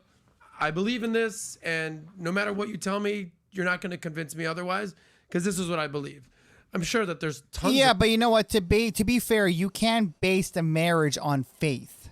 You can't base anything on faith anymore. Because that just sometimes, well, a lot of times it just leads to failure and disappointment. I'm not trying to be doom and gloom, but it's just the reality of things. When you put too much faith in something and it doesn't work out, it hits you hard. Pause. Continuing. Marriages out there that they believe, they go to church every Sunday, and then next thing you know, they get divorced, and God was in their marriage. So I'm just trying to establish what a godless marriage is, or God-filled marriage is, like how that genuinely curiosity, like how that works. Because he's saying no. I think what Coach is basically saying is like, look, I don't care if you go to church every Sunday or not. At the end of the day, your marriage is between you, your significant other, and the state. Right here on earth. Forget about it. Not in the clouds. And that's essentially did what you he's ask saying. him a question, or no, I'm just bringing this out to the panel. What we tell people is that hope is not a strategy. All right, hope is not a strategy in anything. I hope my business goes well. I hope I don't get injured today. I hope I succeed today. Very true. We tell people real life principles. All right, we don't live in the clouds. We live here on earth, whether you believe this is heaven or hell. So I want you guys to understand you're dealing with earth here. This is a reality. Are you a believer? Absolutely not. No. You're not a believer of God. No. Okay, but obviously, Hafiz, you are. Yeah, and Were so you ever a believer? So how can you no? say that? here's the deal. What tends to happen is people are introduced to things based on someone else's biases. Okay, and those biases are introduced to children and so forth and so on. So yes, at some point, that was the only story I knew until I investigated on my own, decided as a man what principles to stand on, and realized I don't live by hope. I don't live by cope. I live with what's real here. Okay. And let's talk about what's real instead of the mystique of this damn thing here. What's real is hope is not a strategy. So if you don't, I love it. Can I address it? Yeah, go ahead. Yeah. So first and foremost, like I said, it's very interesting. I've always told you got to hear someone's background, and then you know where they lean. That's where you know where their advice gears towards. So it's such a even when I talk about God. Like the idea of God in his brain is not the idea I'm talking about.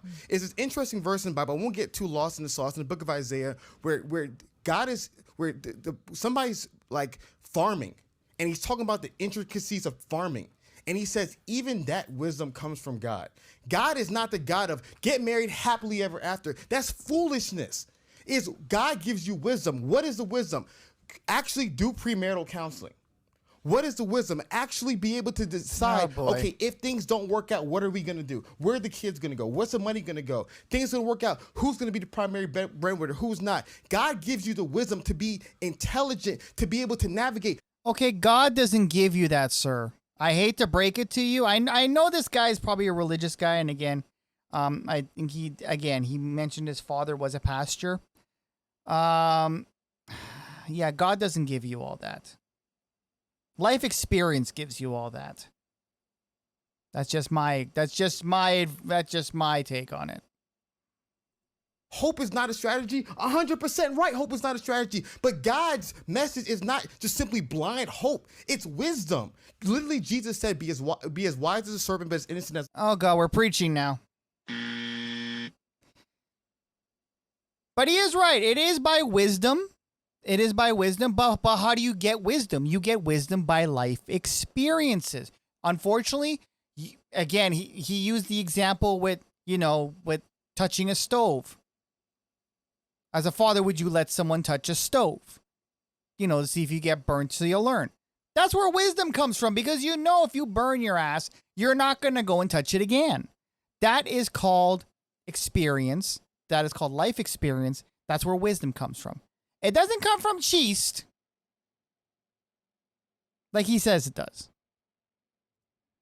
You have to understand what does a serpent do? He's able to navigate on this earth. So 100% right. No one's teaching hope as a strategy. That's a straw man argument. True godly wisdom is relevant. True godly wisdom is what made Adam a millionaire. True godly wisdom is what made Patrick Bet David build this amazing company. It's actual practical step-by-step guidance that benefits people's lives. So no one's talking about hope being a strategy. Simply pray to God and your marriage is going to work out. That's foolishness. What did I say? Naivete, nihilism, realism is in the middle. No one's saying being naive. So when I'm talking about godliness in marriage, those are certain principles and wisdoms. Is it going to be that if you follow God, you'll never get a divorce? No. There's nothing. You see what's happening there? Even Allie is watching the chat. I think she realized the chat is there now, and I think something is going on the live chat, and I think they're roasting his ass. Wow. In life where nothing bad is going to happen. You can do everything the right way and the wrong thing can still happen. But does that mean you should do things the wrong way? Absolutely not. And so my biggest thing is that we need to give men as much practical wisdom, and women as well, give them as much practical wisdom that can build a healthy, successful marriage. When he talks about don't get married without leverage, I guarantee if he expounds upon leverage, those are all godly principles. Those are all biblical principles that what he's going to describe in what he defines as leverage, being masculine, you know what I mean, protecting your assets, all the things he would describe as leverage, that is godly wisdom. I've never seen that in the Bible. Just saying. He may not view it as godly because his view of God is just some old white man in the clouds telling you to simply just do whatever you want, right? But to me, true godly wisdom is relevant. It's practical. It improves lives because like Jordan Peterson said, it's in line with the truth. And if you're in line with the truth, they can give you the best case scenario. Not a perfect life, but the best life. You should have been a preacher, brother. You Exactly. This man should have been a preacher. I'm telling you. Wow. Whew. Talk about going on a tangent. I'm getting a headache. Wow. I appreciate that. Let me ask Allie a question. You said, are you a believer? I've never been exposed to religion, so you're not in religion whatsoever. I don't want to. So I'm gonna frame this. I don't want to be inappropriate. You don't believe in God. However, you are married for the past 22 years, so you're in a, I'm just going to use air quotes, godless marriage, right? You also I wouldn't call it godless. Okay. You also do OnlyFans, so there's going to be possibly people on this panel that are going to say you're sinning. I respect that, yeah. Okay, cool. Again, zero judgment here. I don't give a shit. I've dated an OnlyFans girl. I've dated a girls who go to church. I'll date all your girls. I don't give a shit. Okay? I'm human. So when you hear God, now I'm not going to be mean, but I've been reading her vibes for the past hour and a half. Is it just me or she seems just a little dead inside? I don't know. It's just the vibe that I'm getting. Like, I don't know. Maybe it's just me. I don't know. Continuing. No God, sinner, OnlyFans, work, marriage. Let's just say, God's looking down, and let's say Allie and Steve are married for the next 50 years. They have this amazing, beautiful marriage. They've got kids. They've made millions. She's blessed the world with kids and grandkids, and they've been married forever. Amazing. And at the same time, OnlyFans and coveting other, everything that kind of goes with that. Like how do essentially I'm asking Hafiz this, but I'll let you answer first. How do you grapple with those two polarizing opposites? Yeah, I would say our home life and our family structure. I do believe in the nuclear family. I believe in, husband and wife. And I think there's probably quite a few godly principles in our home and the way that we feel that are morally and ethically the right way to do things. That's not come from any exposure to religion. It's just what I personally believe is the right way to do things and wrong. And I grew up in a crap home, crap parents, terrible we're going life. to an ad. My husband, same thing. So we didn't really. Okay, I know she just started, but here's the funny thing. She's not really addressing the balance yet. And I'm surprised she hasn't addressed it yet. So, sorry. Let's play this ad here.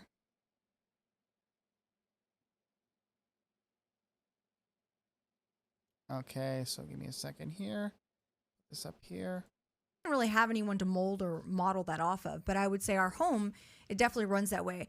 For me to balance the two, a lot of people are fascinated by my story because of all the money I make and yada yada and what I'm doing and how do I do it. I'm always more fascinated by how how am I the exception to this, right? Because how does a healthy marriage, because I would consider my marriage healthy. We have a great family, we raised our children, everything's wonderful. How does this even intertwine into our life, and how do we manage it?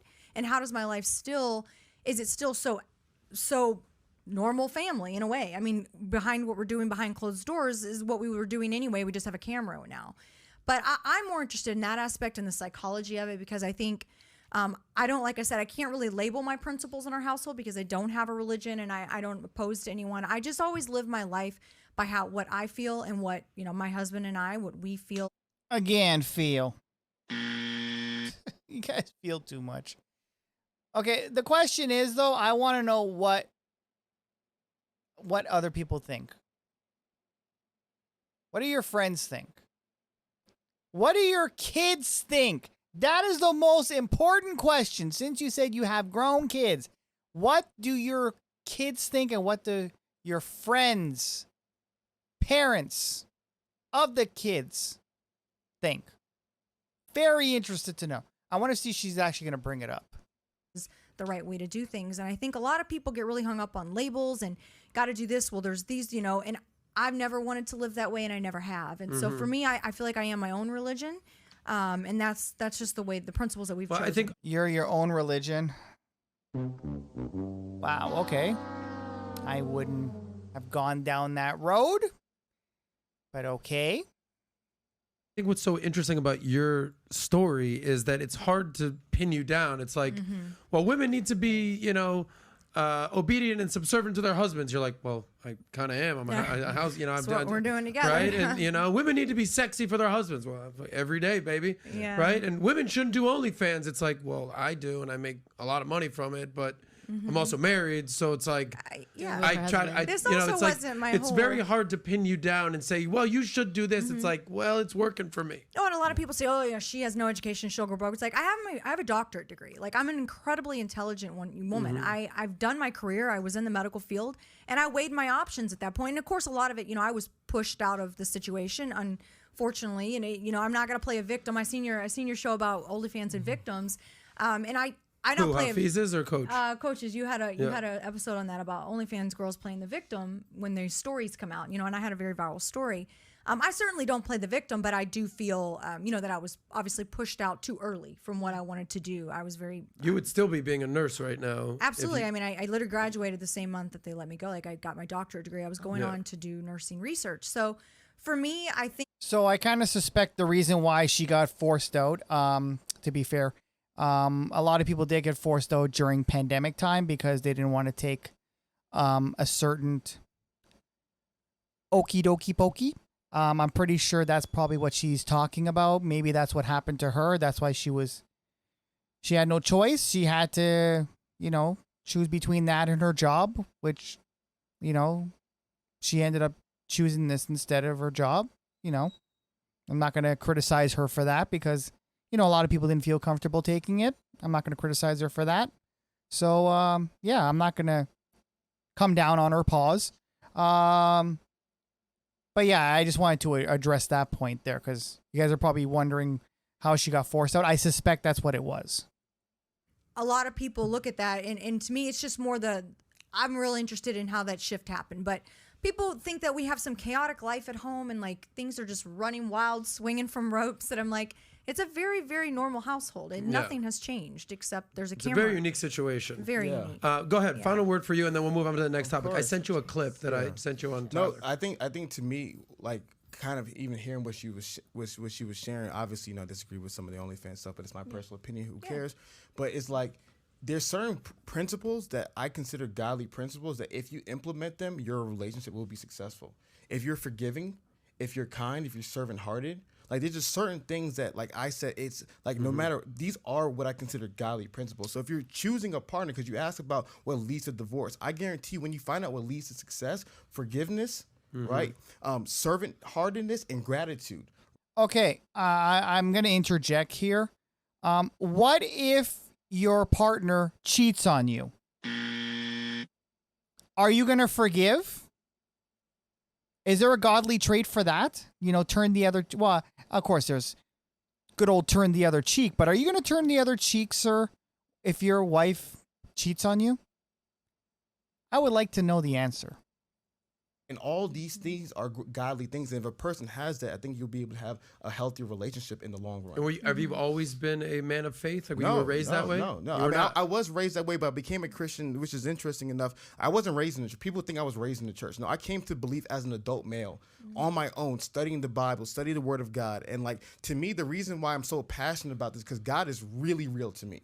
And I respect how you feel, but like, I know. Wait. He almost slipped and said something. Did he almost say that he was hurt?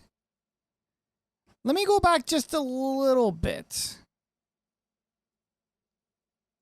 Like, no matter, these are what I consider godly principles. So if you're choosing a partner, because you asked about what leads to divorce. Sorry, I went back a little too far. Find out what leads to success, forgiveness, right?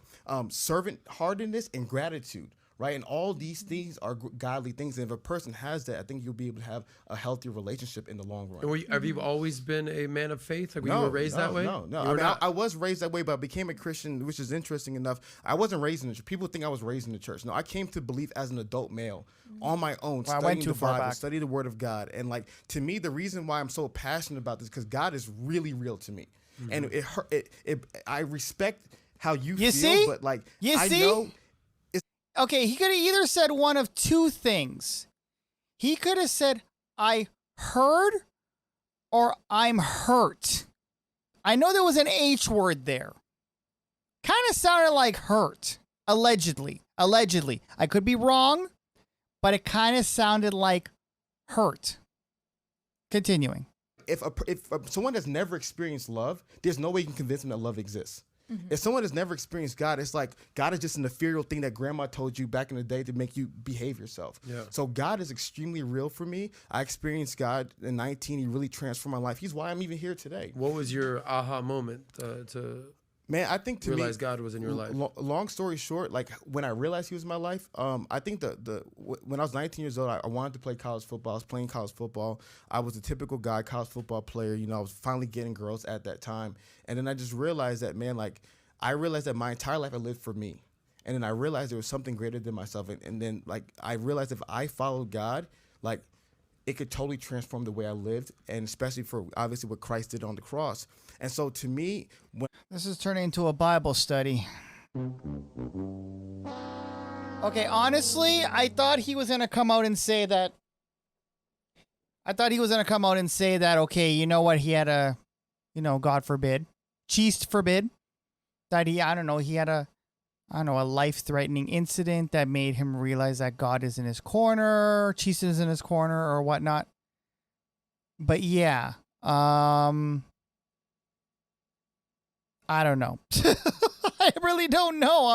I'm a little bit confused. So because you ended up getting girls and got into college football, that's what made you realize that Cheest was there? I don't know. Became a believer, everything changed. I got smarter. People are like, oh my gosh, you can talk so well. I wasn't always like this. Like when I actually became a believer, that's when I got smarter. That's when I got more intelligent.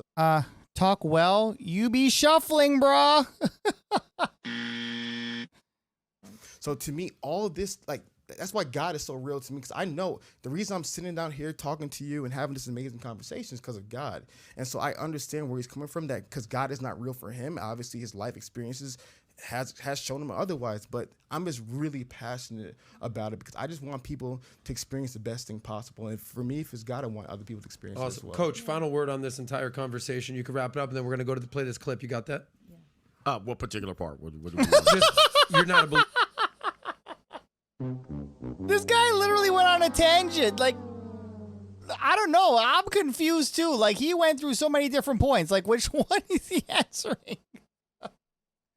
Wow. Whatsoever. No, okay. I respect everybody's belief system. I've taken a lot of classes and understand the world is very, very large and vast. People have a lot of belief systems. So, my biases about my spirituality is going to be kept at home because this is a journey and walk that I would have by my own. I don't go out and preach to other people about how they should live because in their world or their neck of the woods, that's just not the reality. So I just leave that and respect people's position on it And there ain't no need to argue it because we all going to find out one way or another. When that bell tolls, you're going to find out one way or another. Way to end that one. That's boom, short clip, done. Nat, I put a video up there. This is Coach talking about, I hope this is the correct video about, let's just make sure production room that we get the audio and good to go. But I think this is the clip that I wanted to discuss with Coach about what's basically going on with social media today and what you would call the young men versus young women social media disparity. Can we play this clip? Yes, I'm going to play now. Young girls develop, they're going to get a lot of attention. Young boys are simply not. He's going to witness his female counterparts on TikTok, 10,000 followers, 20,000, 30,000, million followers. What does that do to the dynamics and the hierarchy on campus? Can he get this girl now? He has no chance, and he's going to grow up with them through high school believing I have no chance at women. The self-esteem of this kid is going to get killed. The only thing he can reach out now to are Instagram thoughts and pornography. At a certain age. Yeah. So very interesting conversation here. Okay. And this will have a, so basically if I can sum up what you're saying, 21-year-old guy, 21-year-old girl, 21, maybe you're, a senior in college. Maybe you've been working for a couple of years, as a guy, 21-year-old female, same exact situation. Maybe you're a senior in college. Maybe you're been working for a couple of years. The only difference is as a woman, you can kind of, get a lot of eyeballs out there on the social media platforms. Like it's taken me hard work to get to where I'm at right now. And a girl does the exact same thing. All she has to do is put some bikini pictures out there. Much easier for a woman. Much easier for a woman. And you're basically saying it for a 21-year-old, comparing himself, trying to get another 21-year-old female. Oh, man, life is going to be tough for you, brother. It's a little bit tougher than when I grew up in the olden days, in a time where even when I grew up, probably wouldn't get maybe 3 men in their entire city or county or neighborhood or school. If that, she might go to the rival high school potentially and get some attention. Now, it's a little bit more vast. There's a lot more choice for her. Global sexual marketplace. And here's the funny thing. My young lady here, Natalia, she mentioned this earlier because she's in the dating minefield. She says, she has a lot of options. I get a lot of offers. Both ways, too. She's beautiful. And she should. And what we have to understand is, as young men, this is where I position myself as young men, typically 70% of men tend to be invisible to the world until they, as you said, put in a year's, 20 years worth of work. And then it's easy for you to hop on social media with the Bugatti and the Lamborghini, and you handsome and you got your beard in and you got all of that stuff. Oh, you can jump on now and you can get a lot of attention. But that's a waiting game that men at this particular point, I'm going to say, based on the pornography industry being $1 billion industry, we know young men are consuming it. Based on Instagram, I can put a post up on Instagram. Ain't nobody going to like it. But if a young woman just comes in and gives her what Mother Nature has blessed her with, or what the miracles of modern science has injected into her, now she going to get a whole bunch of attention. And then that puts me in that same age group at a significant disadvantage that people aren't addressing. I don't like when people complain about it. I just present it as a reality in the situation. And until the porn industry becomes bankrupt, my opinion is going to be true. Yeah, the porn industry is never going bankrupt. I'm telling you that right now. I'm telling you. Like, the stuff that is on there, allegedly, so I heard. Yeah, I'm telling you, they ain't going bankrupt anytime soon. Well, what about athletes now? So male athletes get far more attention. They get far more attention than women, and that's another thing off their... No, they don't. Hell no. Hell no. Hell no. What God grace gave them is their athletic abilities. It's the same thing. And it's the same thing. And I also have to ask, your Instagram thought comment. Obviously, I'm on Instagram. I post bikini pics. TikTok. And TikTok thought, whatever it is. Am I Instagram TikTok thought to you? I mean, am I the yes. Yes. And you're just, when you say that, am I the category, or is I mean, that's how you make your money, right? That's how you butter your bread. What is a thought to you? Hold on, let me come back. Let me come back and answer something here. When we talk about athletes and male athletes, I actually addressed this, and I addressed it this morning. Far more. Male athletes tend to fall into the same category as female people who get attention. However, I think they're way upper echelon. Watch this. Watch this. What percentage of men are successful female athletes versus successful female? I'm sorry, successful male athletes. Sorry. Today. What percentage? Let me say this again. Let me say it again. What percentage? I'm the best WNBA player out there. Correct. Yeah. Correct. I knew it. Let me say it I'm again. the worst NBA player. What percentage of males are successful male athletes? Very small. 0.0001%. Very small. Now, what percentage of young girls jumped on TikTok and went on there and got 100,000? What do you consider successful, though? Because there's a lot of people that have millions of followers, and I know some of these girls, they don't make nothing. Like, that's not. Yeah, they make it on the other end. Yep. Just look at them booking information. I'm just going to leave it at that. And that's the trap. Well, I don't even have that much followers. They would never think I make the money. But that is the trap that I'm trying to make you aware. See, we showed a 20-second clip, and you're trying to jump all of this, and you're saying, what about this and what about that? Well, you said Instagram thoughts. You said TikTok thoughts. But that doesn't mean you're making money. That doesn't mean you're making money. You could just be getting attention. And is that a problem if a woman gets attention? Men get attention from various things. Was that a problem? Very small percentage of men get attention. In comparison, Yep. I mean, this is not even an argument. I mean, listen, you could probably agree. No, I would agree. I don't know. She's getting a little bit antsy. I don't know. I think he might have hit a nerve.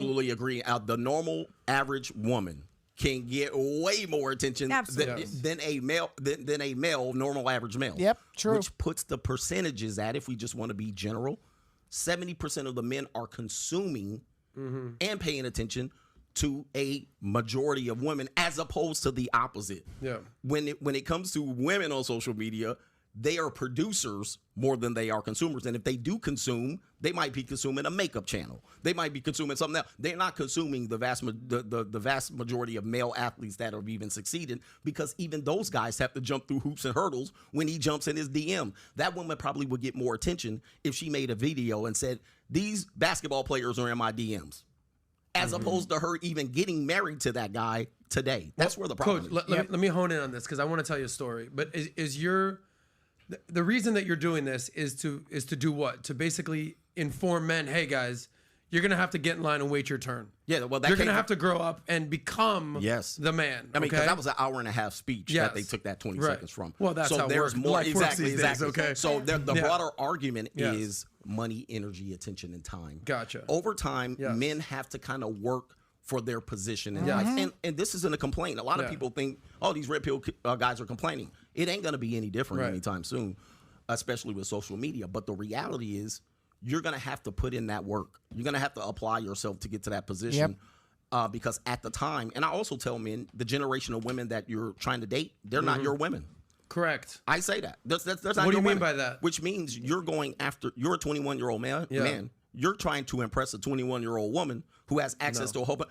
I say, really focus on yourself. And then when you're 30, go get a 21-year-old, because at that point you have the leverage and options. Let me give you one story. Very true. Okay, of why I appreciate what you're saying with this. Okay, I'm 18 years old. I'm a senior in high school. There's this girl at a different high school that I am obsessed with. Okay, I'm like, yo, bro, what's up with so and so? You know, I'm telling I'm like, we don't have cell phones. We got social media. I'm trying to use like old school carrier pigeon for my boy to holler on my behalf. Okay, and this girl deserved a lot of attention at the time. Okay, rightfully so. At that time, she was 17. I was 18. Okay. Long story short, I find out that, sorry, bro, she's not interested. She's dating so and so who's already in college, that's driving a BMW. Which is basically the reality. Anyway, continue. And I'm like, life's not fair, bro. I love this girl. I can't believe it. Like, life sucks. Fast forward, I see that same girl at a birthday party for a friend of mine's 40th birthday party. Okay, I'm like, and I go, wow, she don't look so good. No. I said, oh, life's been kind of rough to this girl. Great girl, but I'm glad that I didn't get what I wanted when I was 18 years old. Okay, and since then, I've gotten that girl times 10, a million. Okay, but guys are very myopic. When you're 18, you want that. Oh my God, I want that. Right. If you're willing to wait the time and invest and improve upon yourself, when you're 30 or when you're 40 and your sexual market value peak and you've taken care of, your physicality, your mentality, your pocketbooks. Now the world's your oyster. It's just very hard when you're young to realize that. Well, it's hard, and also you have Mother Nature and Father Time playing a cruel game on you, hyping you up on testosterone, which is a powerful drug, which is a need for you to have it now. Yep, very true. Okay, we're going to an ad here. Let's go here. Yep, what he's saying is actually it's very, very, very, very true. Okay, that was quick. Give me a second here. Hold on. Let me just get here. Put the volume up. Shout out to SteamYard.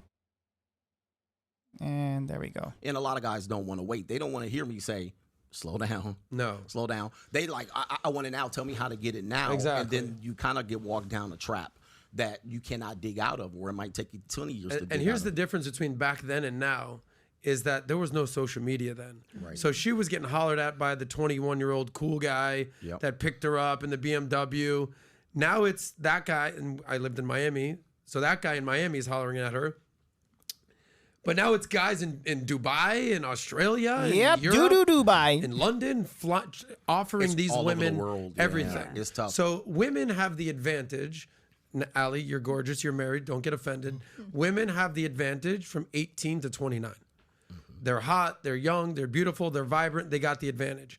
Men have the advantage 30 plus. 30 plus. Because it's going to take time to become the man. Very true. Thank you. To become. The maturity level. I think even in my marriage, I mean, I'm matured faster than my husband. I mean, certainly I think women, we start from little girls wanting to be married with baby. I just feel like women do, and I think even medically, like women mature quicker than men. And so I think even when a woman is 22, if she's not in her 22, if she's more of an advanced, it takes the man a little bit longer before I feel like that leverages out, which I do see why a lot of women, kind of as you get past 35 for men, it just becomes more successful in terms of relationships and stuff. I think young men and young women at the same time is just a disaster. Well, I always try to look at terms and things of money and finance. And I'm always telling young people, stop day trading. Okay. Day trading is not, if you're thinking short-term day trading, I'm up, I'm down, it's like, now I'm a big advocate of decade trading. I started investing in 2008, 2009 at the bottom of the market. And every year I've just been throwing money in, and it's turned into a lot of freaking money. But if you can kind of use that analogy for life and relationships, it's like, yeah, you might not be getting a lot of action now or eyeballs now. Just wait 5 years, wait 10 years, let it marinate, improve upon yourself. You'll see. Yeah, that's actually a good analogy. I like. That's a good point. Happens. Like your mindset is so much different than when you were 19, right? Of course not. And I think it's really good. And like I said, it's always an interesting relationship because so much of the wisdom, and I love that part because I'm all about personal accountability, right? And I think sometimes it's like we talk about what cannot be controlled. And I love what Coach Greg Adams just talked about as a man, what can you do? Okay, like we've watched 100,000 Problems with Women Today videos. You know the market is difficult. You know the SMV. You know the graphs. You know everything. What now? And that's the part where I'm obsessed with, right? And I love that information about actually now, how can we become better as men? How can you make yourself more desirable? How can you make yourself more competent, successful, overall a better individual? And so that's what I'm consumed about. And so I really appreciate you sharing that. I think what's important for the guys to realize is in life, there's things you can control. And there's things that you can't control. If you're going to fight the system and things you can't control, you're going to be miserable. But if you can control what you can control and build yourself up to be a better man, every man can have a better life, and that's what it's all about. Okay, you know what? I know. You know what? I'm gonna give him a little bit of round of applause for that because that was a very good point. That was actually a very good point. And I see he came down a little bit. Pause. So good. He's not as, jumpy and up in his feelings now. So it looks like he calmed down a little bit. I have a feeling, and this is just my theory here. I have a feeling something was going on in that comment section, in that live feed. Because I noticed that he did a whole 180.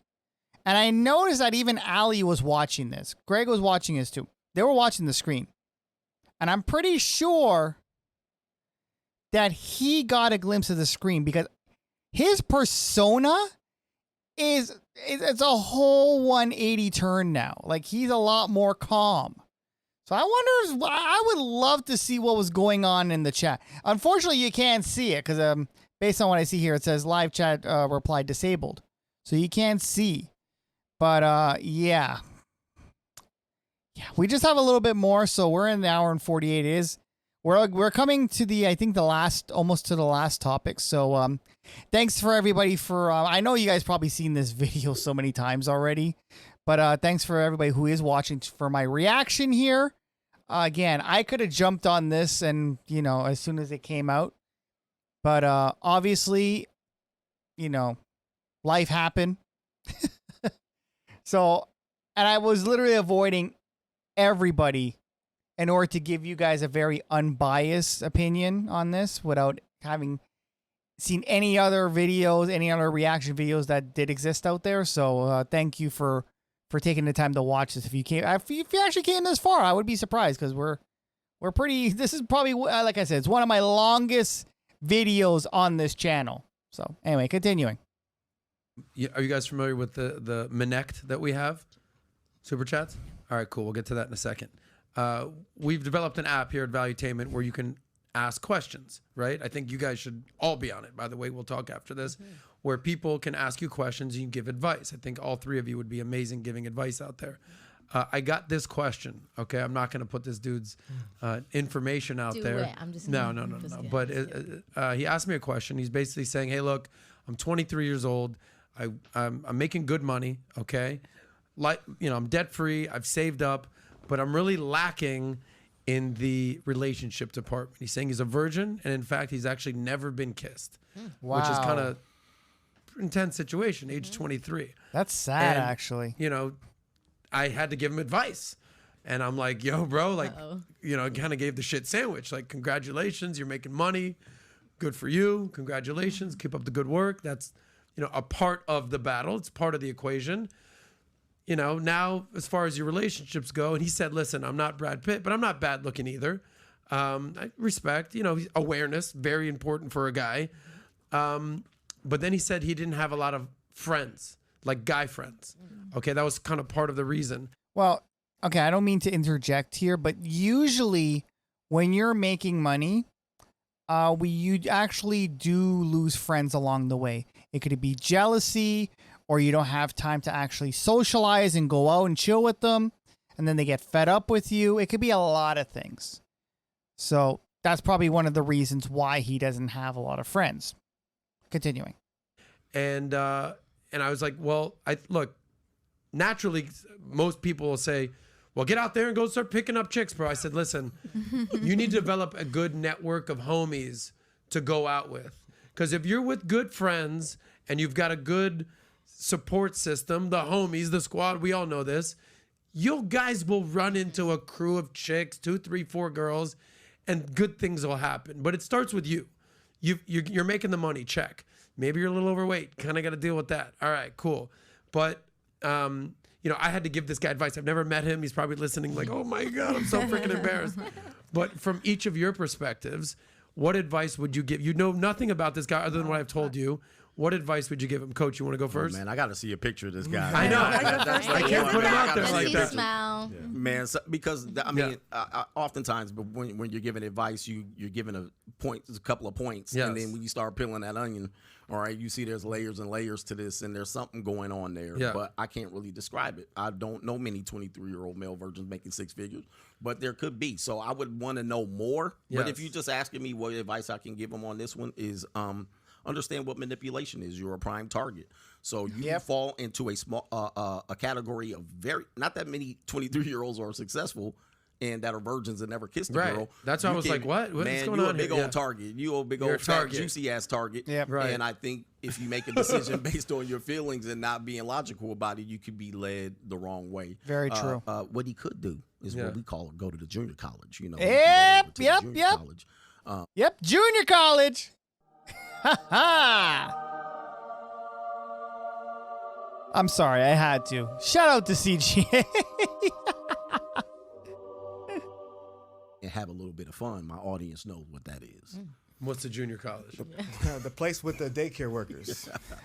Wow. Oh my God. Wow. Okay, that's another shot. Wow. Oh, he can go get him a little comfort. You know, he can go get a little bit of comfort and have somebody rub his leg. You know, somebody at the young variety that might. What I call the shrimp club. Yeah, he can. Like He can go over there. He can go over there. That was we call him masked so well. Yeah, it's like, really what are we confused for a talking about? second. He can get him a service provider and then pay her about an hour, and then he can have his every wish is granted. You know what's crazy? That's what he can do. I'm cool with that advice. Yeah. Go get your some leg experience out there. Yeah. Get a hug out there. Get a hug at the shrimp. Get one of them Instagram thoughts. Right? Yeah, you can go with the thoughts. Yeah. You want me to come back to that, don't you? I do, because I look, I understand your message. Like, everybody's got their thing. Wow, somebody's in them feelings and being offended. I'm not hating on that, but there's a way to present things, and then when you come out that bold, like Instagram thought, like you're basically labeling all girls on Instagram who are in bikinis, the acting that way is like. Well, yeah. Oh, look at Coach's reaction. Oh my God, that should be a meme right there. Thought, and so I don't see myself that way. Obviously, I'm triggered. I'm a little triggered. I'm a little triggered, and I guess what is with the bitterness with men caring about how much attention that men are giving? Oh my God, bitter and her up. Oh my God, bitter and hurt. Oh, boo-hoo. And like it, we're getting it from men. Go ahead. Go ahead of that. Bring the God into it, then let her know. Yeah, you bring God into it. I am straight. By the way, now I believe it. Go ahead. Is this helping our 23-year-old friend here? Yeah, she want to know. She want to know. But I'll tell you one thing. Go ahead. Okay. You want to give him advice? You want us to? It's your show. Let's give this guy advice, and then let's go back to Ali's comments, and then we'll wrap up here. I think Coach gave I love what he said at the beginning, because there's so many layers to it, right? In my opinion, he's a tech guy. If he's making that much money at that such a young age, he's not a lawyer, he's not a doctor. He has to be a tech guy, right? For him to have a career making that much, but not just making money off the stock market. Yep, very true. Tech guys are really low with social skills. That's why he's a virgin. That's why he never kissed a girl. So I love your advice about the community of men that he needs to be around, because that's really what's important, right? Yeah. Because even to Coach's point, he can go to maybe a Columbia and meet some daycare workers, if you know what I mean. But the reality of it was just.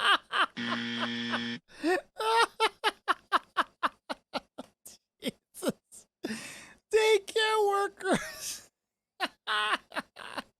A lot of daycare workers. Shout out to all the daycare workers. But the reality of it is he'll come back to America and he's not playing D1.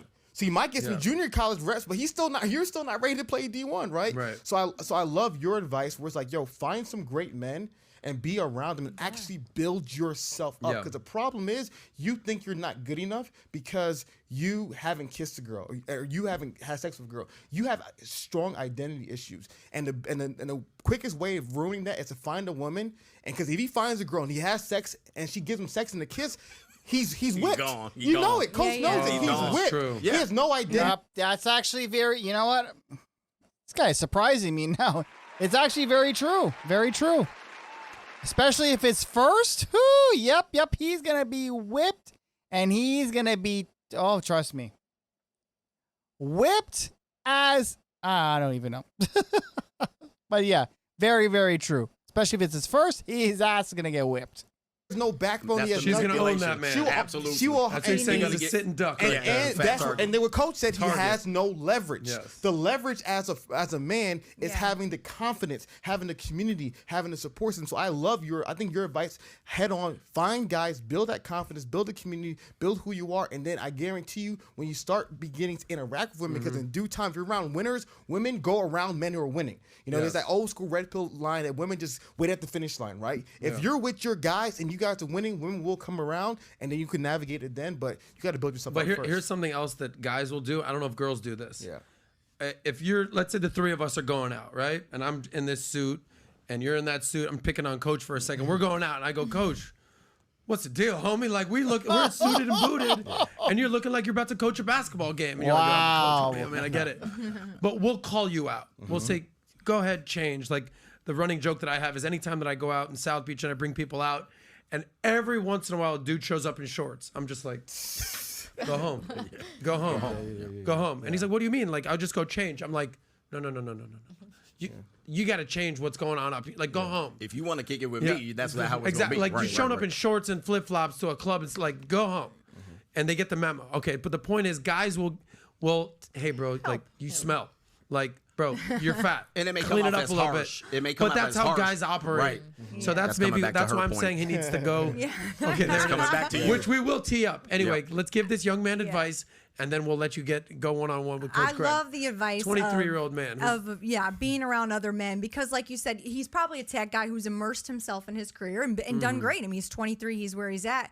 I think he probably doesn't realize just how prime he truly is. I mean, given that he's successful, he's tackled the career aspect of it. So to go out with other guys that can show him like, okay, here's how the game is played. Yeah. I think that would be the wisest advice too. Needs a mentor. He needs a mentor, 100%. and he'll pick up on things, and he'll get rejected, and then sometimes he'll have some wins, and I think you learn from that experience of what works and what He needs doesn't. someone to be like, listen, you're a fucking dweeb, okay? I love you, you're my homie, but girls aren't trying to bang the dweeb. Start so fit the bill, yeah. Start, getting a little more alpha. All right, before we wrap up and get to super chats, Allie, just so I can tee you up here, you took some issue with Coach Greg and the thought comment. Yeah, people. Okay. Look, I've been called far worse. sure Okay, you have. I'm a horrible mother. I'm the devil. You know what it is.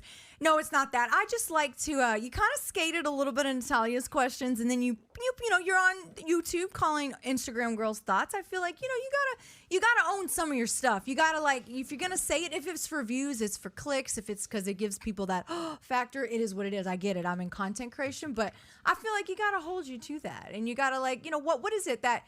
Just because someone's on Instagram getting attention, why does that got to be thought? And what is a thought to you? I did that for you? I thought it was on you. No, let me go. I'm gonna handle it. You can go ahead and follow up. Yeah. So what it's Allie, right?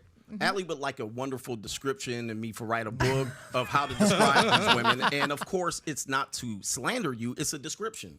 I just described who you were, and people can immediately associate it with it. So if I have a few seconds to grab your attention, I can describe it as an Instagram thought, and everybody knows what it is. So I don't have time to be like, well, this young lady who got her titty out, and this one over here who got the butt out, and this one over here who done plumped her lips, and this one over here who stripped her for the camera. I don't have time for that. And so thus I have to give it a name, and I can say TikTok, because that's what my app's popularity is. It's for those hoes over there. And so that's what the So you're describing it as a girl on one of these platforms who's either shaking it or doing something for attention. That's your idea of a thought. and or money, yes. Yes. Absolutely. Yeah. I'm not sure if you guys are familiar with the quote, but it's shake it, but don't break it.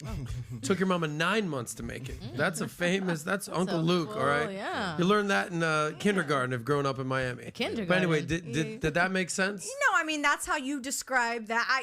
I just Did you know what I was talking about? If I say Instagram thought, do you immediately 100%. know? I think it's just when I think of thought, I think of promiscuity, and it may just be my perception of thought. And so when I hear that, I'm like, well, not every girl that's on TikTok or that's on Instagram in a bikini is acting in that way in life. I mean, Majority they are. Why do you think they're wearing the bikini in the first place? They're wearing it for attention.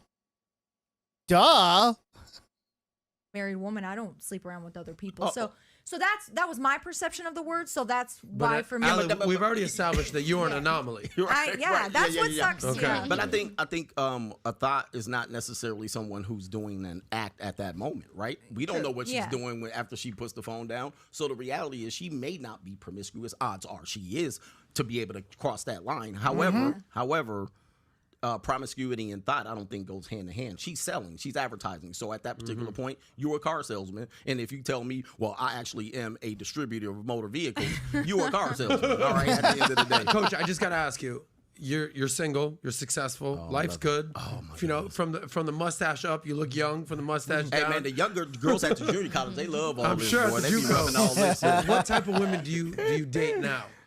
Well, I don't date. I mate. I practice the art of mating. But dating to me is dead in terms of the sense of what it used to mean. Right? Okay. In the past, people used to court to find mates. Yes. And then they transitioned to this dating thing where you meet strangers and you gift them things based on some sort of entitlement, and thus it has turned into prostitution. And now we're in the all-out act of prostitution. So I don't date like that. Yeah. All right. I might go out and have a little fun and treat some women to some good times and all of that stuff with the expectation they're gonna rub my leg.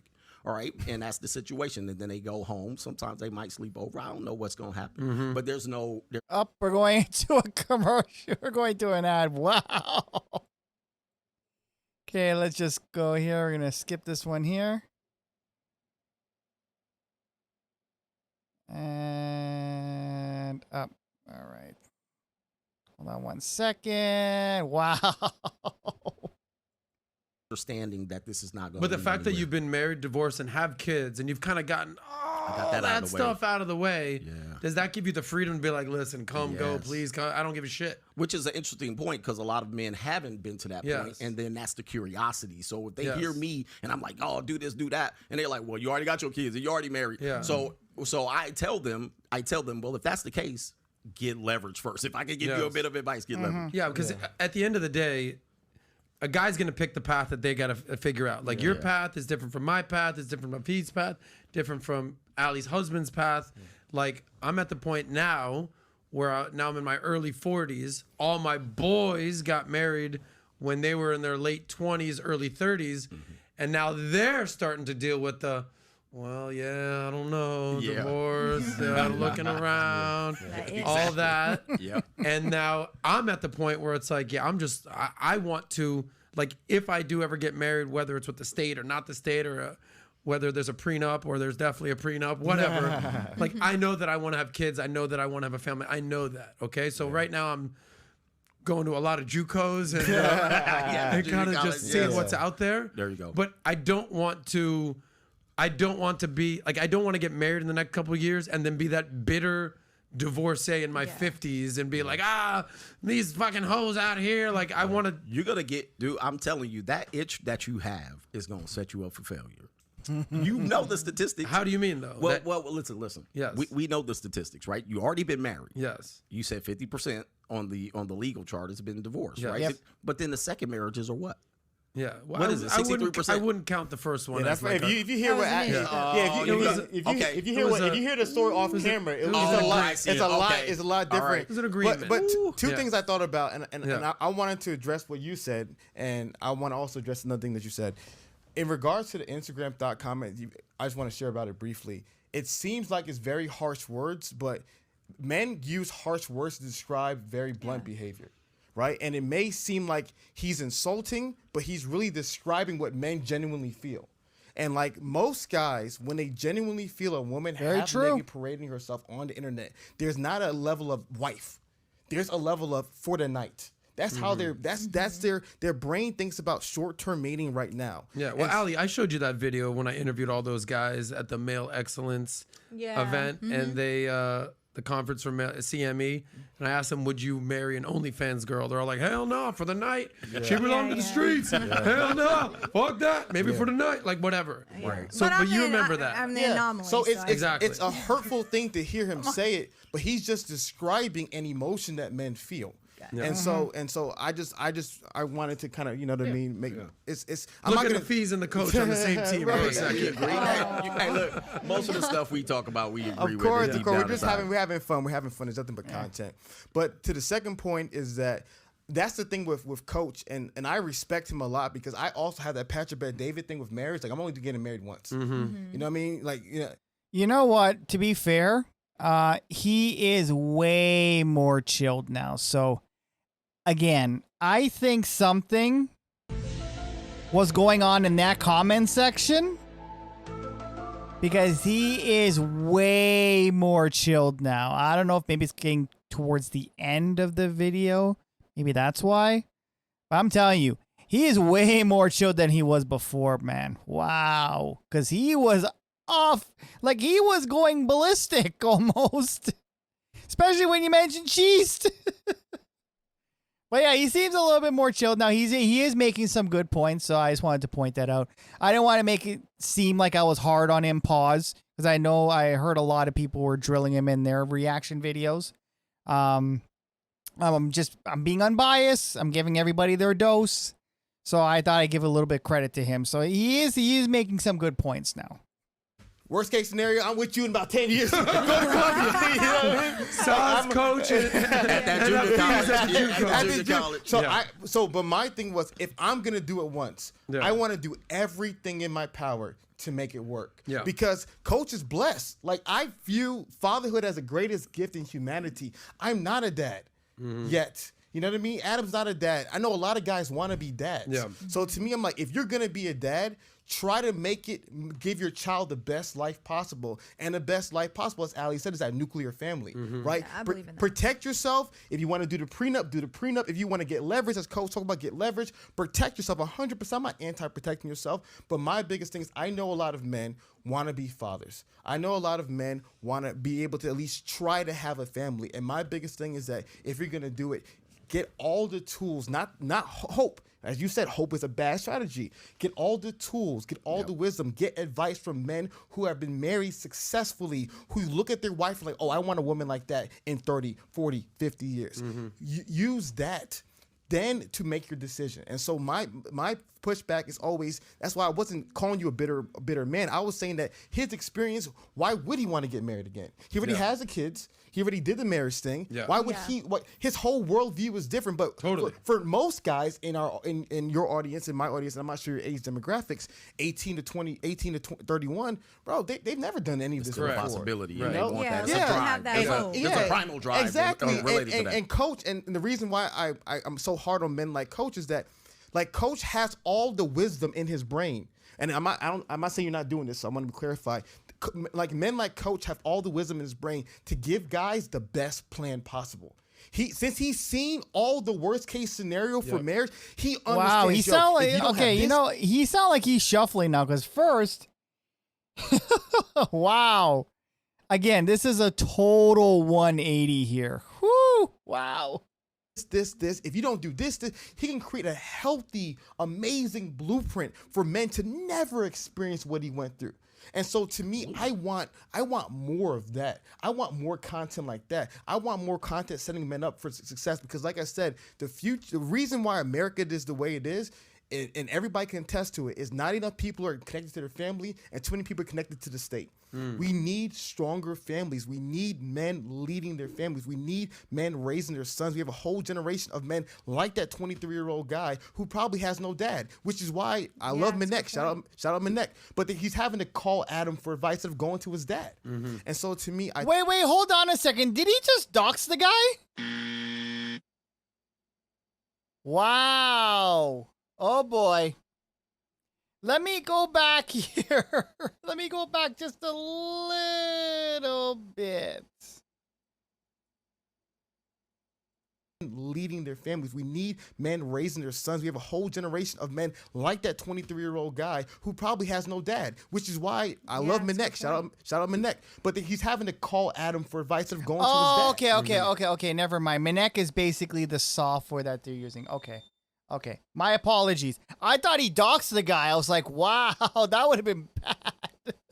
Okay, continuing. So to me, I think I'm so passionate about every man having the family that my father had, the family that Patrick had, and I'm consumed with it. I just want more information out there to help them get wise, protect yourself, get insurance, right? Obviously get insurance, but at the end of the day, pursue what is good and don't just fear worst case scenario. The benefits and the side effects is what you're looking for. Let that hope still live there, and people to know that, it's possible. You can still live. Like, there are obviously things that can happen, and like you state, you should have protections in place for that. But I think to be so fear mongering and kill everyone's idea, or I shouldn't even say you, I should say the person to only consume that fear mongering, that putting that fear. Well, it's not really fear mongering, ma'am.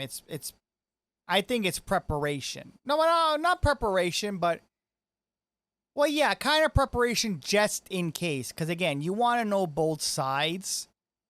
So it's not really fear-mongering. It's preparing. Just in case. This is destined to fail. It's 67%, so you might as well go ahead and just get it all in writing now, because it's going to fail. Almost makes people not even have that drive to want to even pursue it. It scares them so much, which then... Well, that's why the marriage rate is the way it is. A lot of people are not getting married anymore as much as they used to. And it's not really fear-mongering. Those are called stats. Puts a negative towards... It's not really a positive towards what your initiative, you're saying, and what most of our initiatives are, is to have more fathers in the home, and to kind of build those nuclear families. If people are scared, then that's not what's going to happen. To use a medical analogy, and speaking of pills, taking pills, red pill, blue pill, essentially what you're establishing is like, look, talk about the benefits too, homie, but also the side effects. 100%. So don't just talk about the side effects. That's it. That's it. You're gonna. You will get nausea. Exactly. Right. As a nurse, she's a full-on nurse. And take her advice. And most of the benefits typically are going to be seen as that guy has to put forth that benefit in order to receive the marriage, right? And so she's bringing something, and a lot of people understand that it takes two to tango. There's a yin and a yang, and but the guy has to gamble his benefits, and then he doesn't know what the result is. I actually can speak on that side, so that's what I show where a lot of people hide. They might hide that. Well, even his mother, hey, I just need some grandkids. And then when he gets divorced, you can't move in here, right? And so that guy's then left alone. I actually bring that type of reality. Just to wrap this up, then I'm gonna turn it over to Nat. Chances you get married again? Zero. Not happening. What if you become an exception to the rule? Hold on. What if you become an exception to the rule? He's zero. I'm the exception to the rule? No. If you become one. No, I am the You're saying zero. You're saying zero. What are the chances? Wayne of this, baby. What are the chances you have another kid? Probably none, slim to none, and Slim just died. Okay, but you just to be clear, you're good officially, straight up on being a husband. But you love being a father, like you love being I love my kids, man. Let me tell you something, man. I love my kids. Yeah. I love that my ex-wife divorced me at the age that I was, because that was a beautiful gift. I appreciate her going off and doing that. But kids, love my kids, love my son, love my daughter. Yeah, and there will be a forever love there. And I hope men can experience. There's the hope. I hope men can experience that, because it's a very important. I love that. I agree. Look at that. I'm like, he has hope. Hey, but one more thing. Let me add to this before they get excited. Let me get excited. Let me bring it back. Let me bring it all back. Buddy, right? Yeah. Let me get back on defense. She's trying to get happy. Look at her. But look, one more thing is there are options for men other than marriage to have kids. And I present that. So a lot of people miss that, but there are some options. Such I know as? you're curious. You don't want the drama with it. There are surrogacies where you can you can actually have a whole family overseas, and people be like, well, my family's overseas, my child is overseas. And many times people that have children overseas, they see their kids more than a lot of men and fathers today see their kid. They live around the corner. Okay. So this is what. Yep. Sad, but very true. Very true.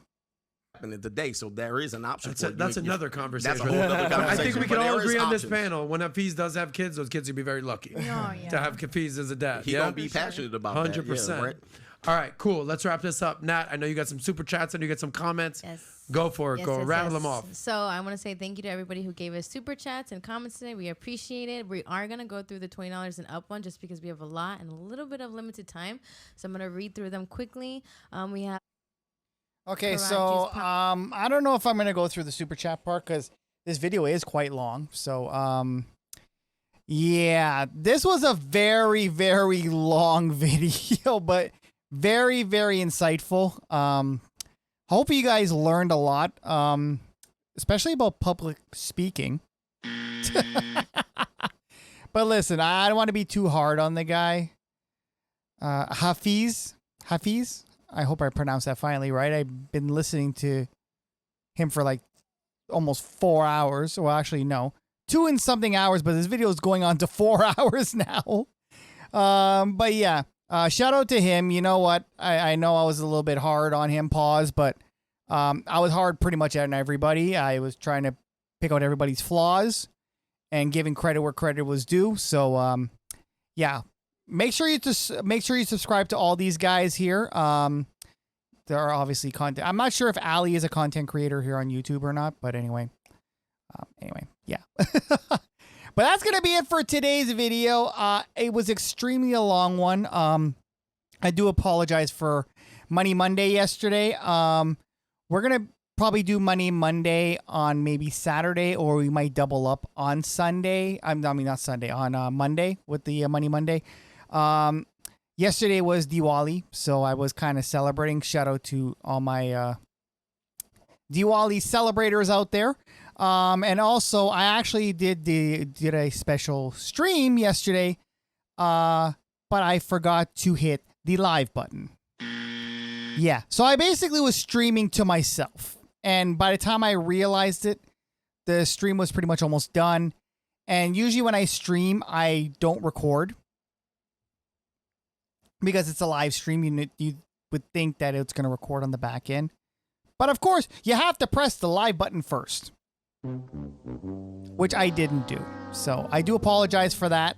I kind of broke my own streak of giving you content every day. I do apologize. And by the time I realized it, it was pretty much a write-off. So I do apologize for that. But yeah, I'm probably going to give you guys an extra video this week, which is kind of reason why I went long on this video as well. One, because it was a 2-hour video and I went do a unbiased breakdown, but also because I was trying to make up for yesterday. But anyway, that being said, make sure you hit the like button on the way out, hit that subscribe button if you haven't already, and make sure you follow all my social media handles, and I will see you guys in the next one again. Also, this video was sponsored by RedpillCanuck.com, where we get all our daily news and whatnot.